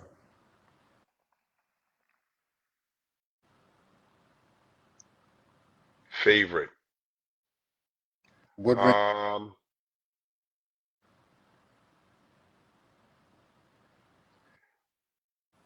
One was memories, like memories. Yeah. You can It's get not like top, but beating LeBron is up there that's up there. That's a because of big what it did. Because what it did for the school. I knew it was like, we arrived. that was big. Um, Believe it or not, when when we scrimmaged Christ the King, because That that was was it was personal for us. And I mean, it was Omar Cook, man, and Zach Williams. Like, it was good. We went there and showed them. Um, I remember in like college getting the selection Sunday when we got the number. What was it, a 7-10 game? Can't remember what seed we had now, but we played New Mexico, Danny Granger. Selection Sunday was big at Villanova my junior year because it reinstated who we were as an organization. Winning the state championship my senior year because Trevor, Max, and I, TJ Maxx, we were friends for this is the guys from CYO, you know, and then like we rose and then did it. yeah, I did. We Yeah. did it. Um, I winning the federation junior year because we stomped everyone. It was a clean sweep with the exception of that first game, that first loss. I think that was another milestone that said we arrived and everyone hears us, you know? Yes. And my number one basketball by far is when I made that all academic team senior year.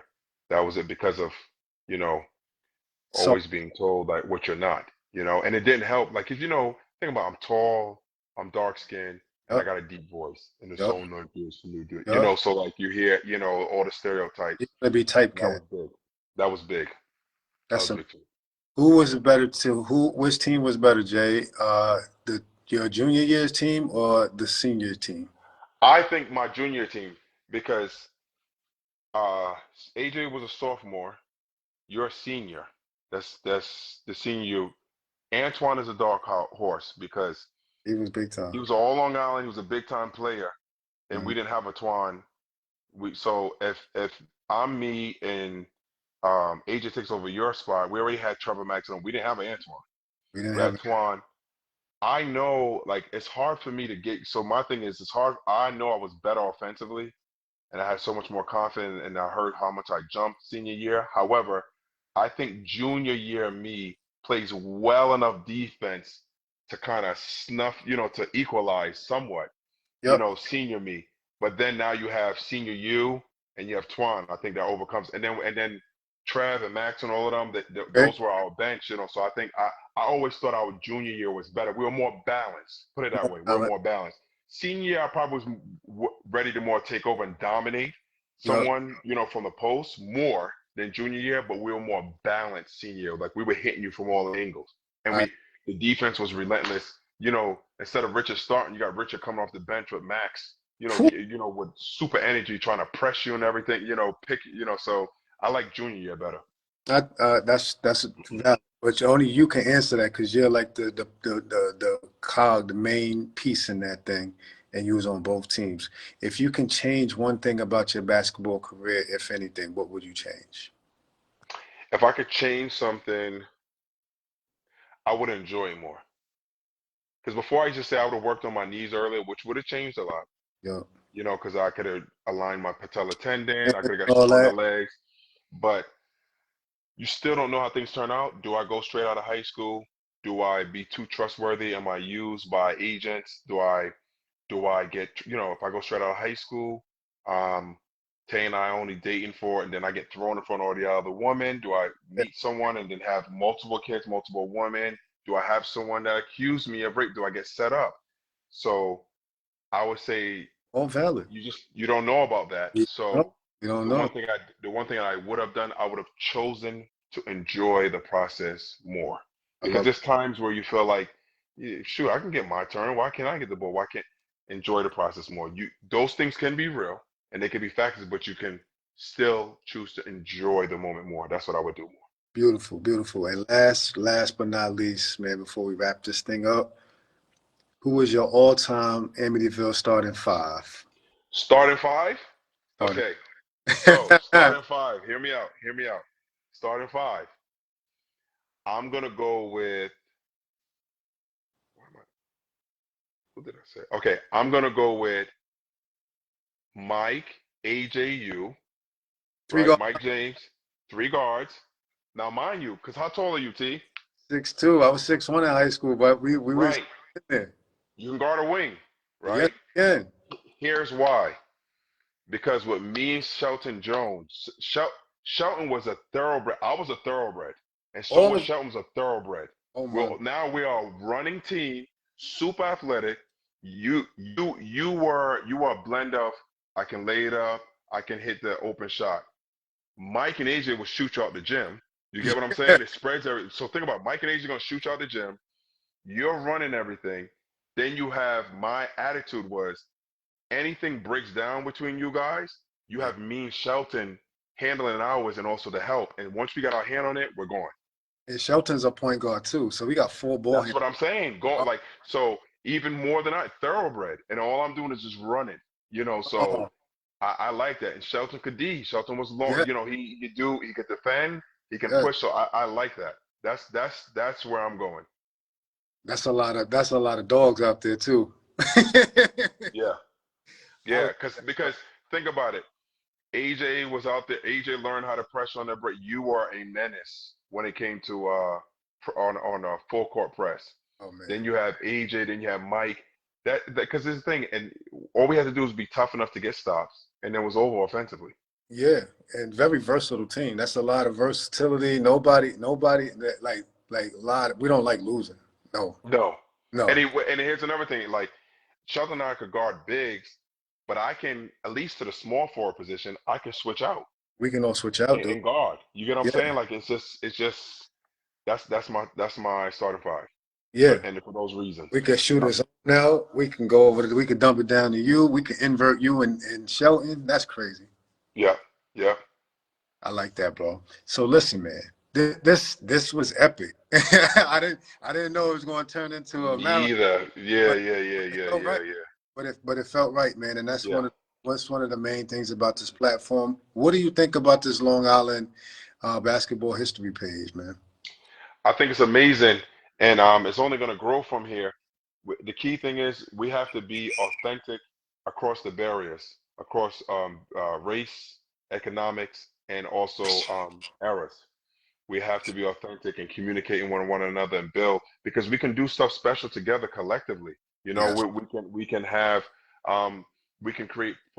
This is a great platform, and we can create scenarios where we're actually coming together annually with one another and truly coming together annually, honoring one another, but also supporting one another in each other's cause because there's many things that we're passionate about or there's things that we actually are part of that we can come together and different than most other things where it's just like, oh, just support me what I'm doing and I'll support you.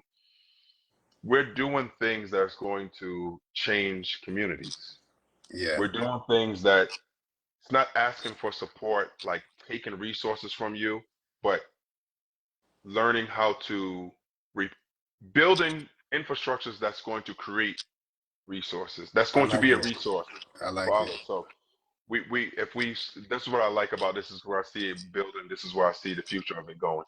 I like that. I like the word you said the word infrastructures and systems, and everybody has some value to bring. They have a gift, a skill set, a passion, and together as a network through the eras, like we can actually absolutely create something special. I agree with him. This is going to be a tough act to follow, dude, because of, first of all, our history together, right? We're brothers, man, and Uh, yeah, always.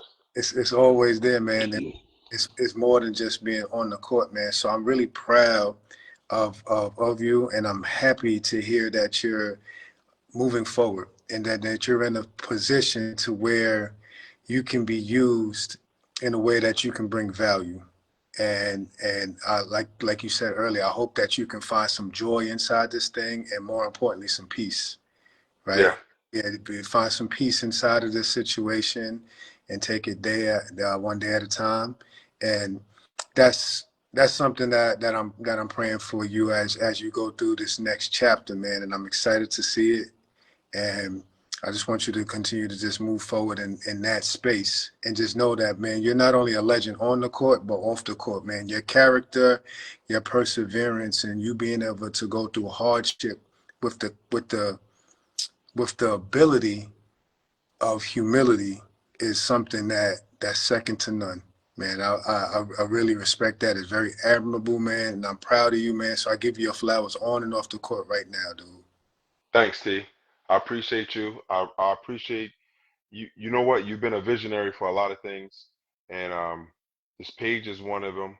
And I look forward to seeing what God's going to continue to work through you and in all of us, with that. And and life is good. And I tell you, this is only going to get better because at the end of the day, we don't do everything for ourselves, we do it for God, and He's the one that empowers us. So age truly ain't nothing but a number because He's the one that's pulling all the strings. So Yeah, I'm excited for you, and I'm excited and in God for you and about you. thank you, man. I love you, man. And we're gonna I love talk you too, T. offline, All right. man. Get you some water, man. You've been doing a lot of I talking. know, I know, I Yeah, know, I I know, I know know. you're All right, hungry. JD. Yeah. All right, you take care. All right, T. All Love. right, chill. Oh.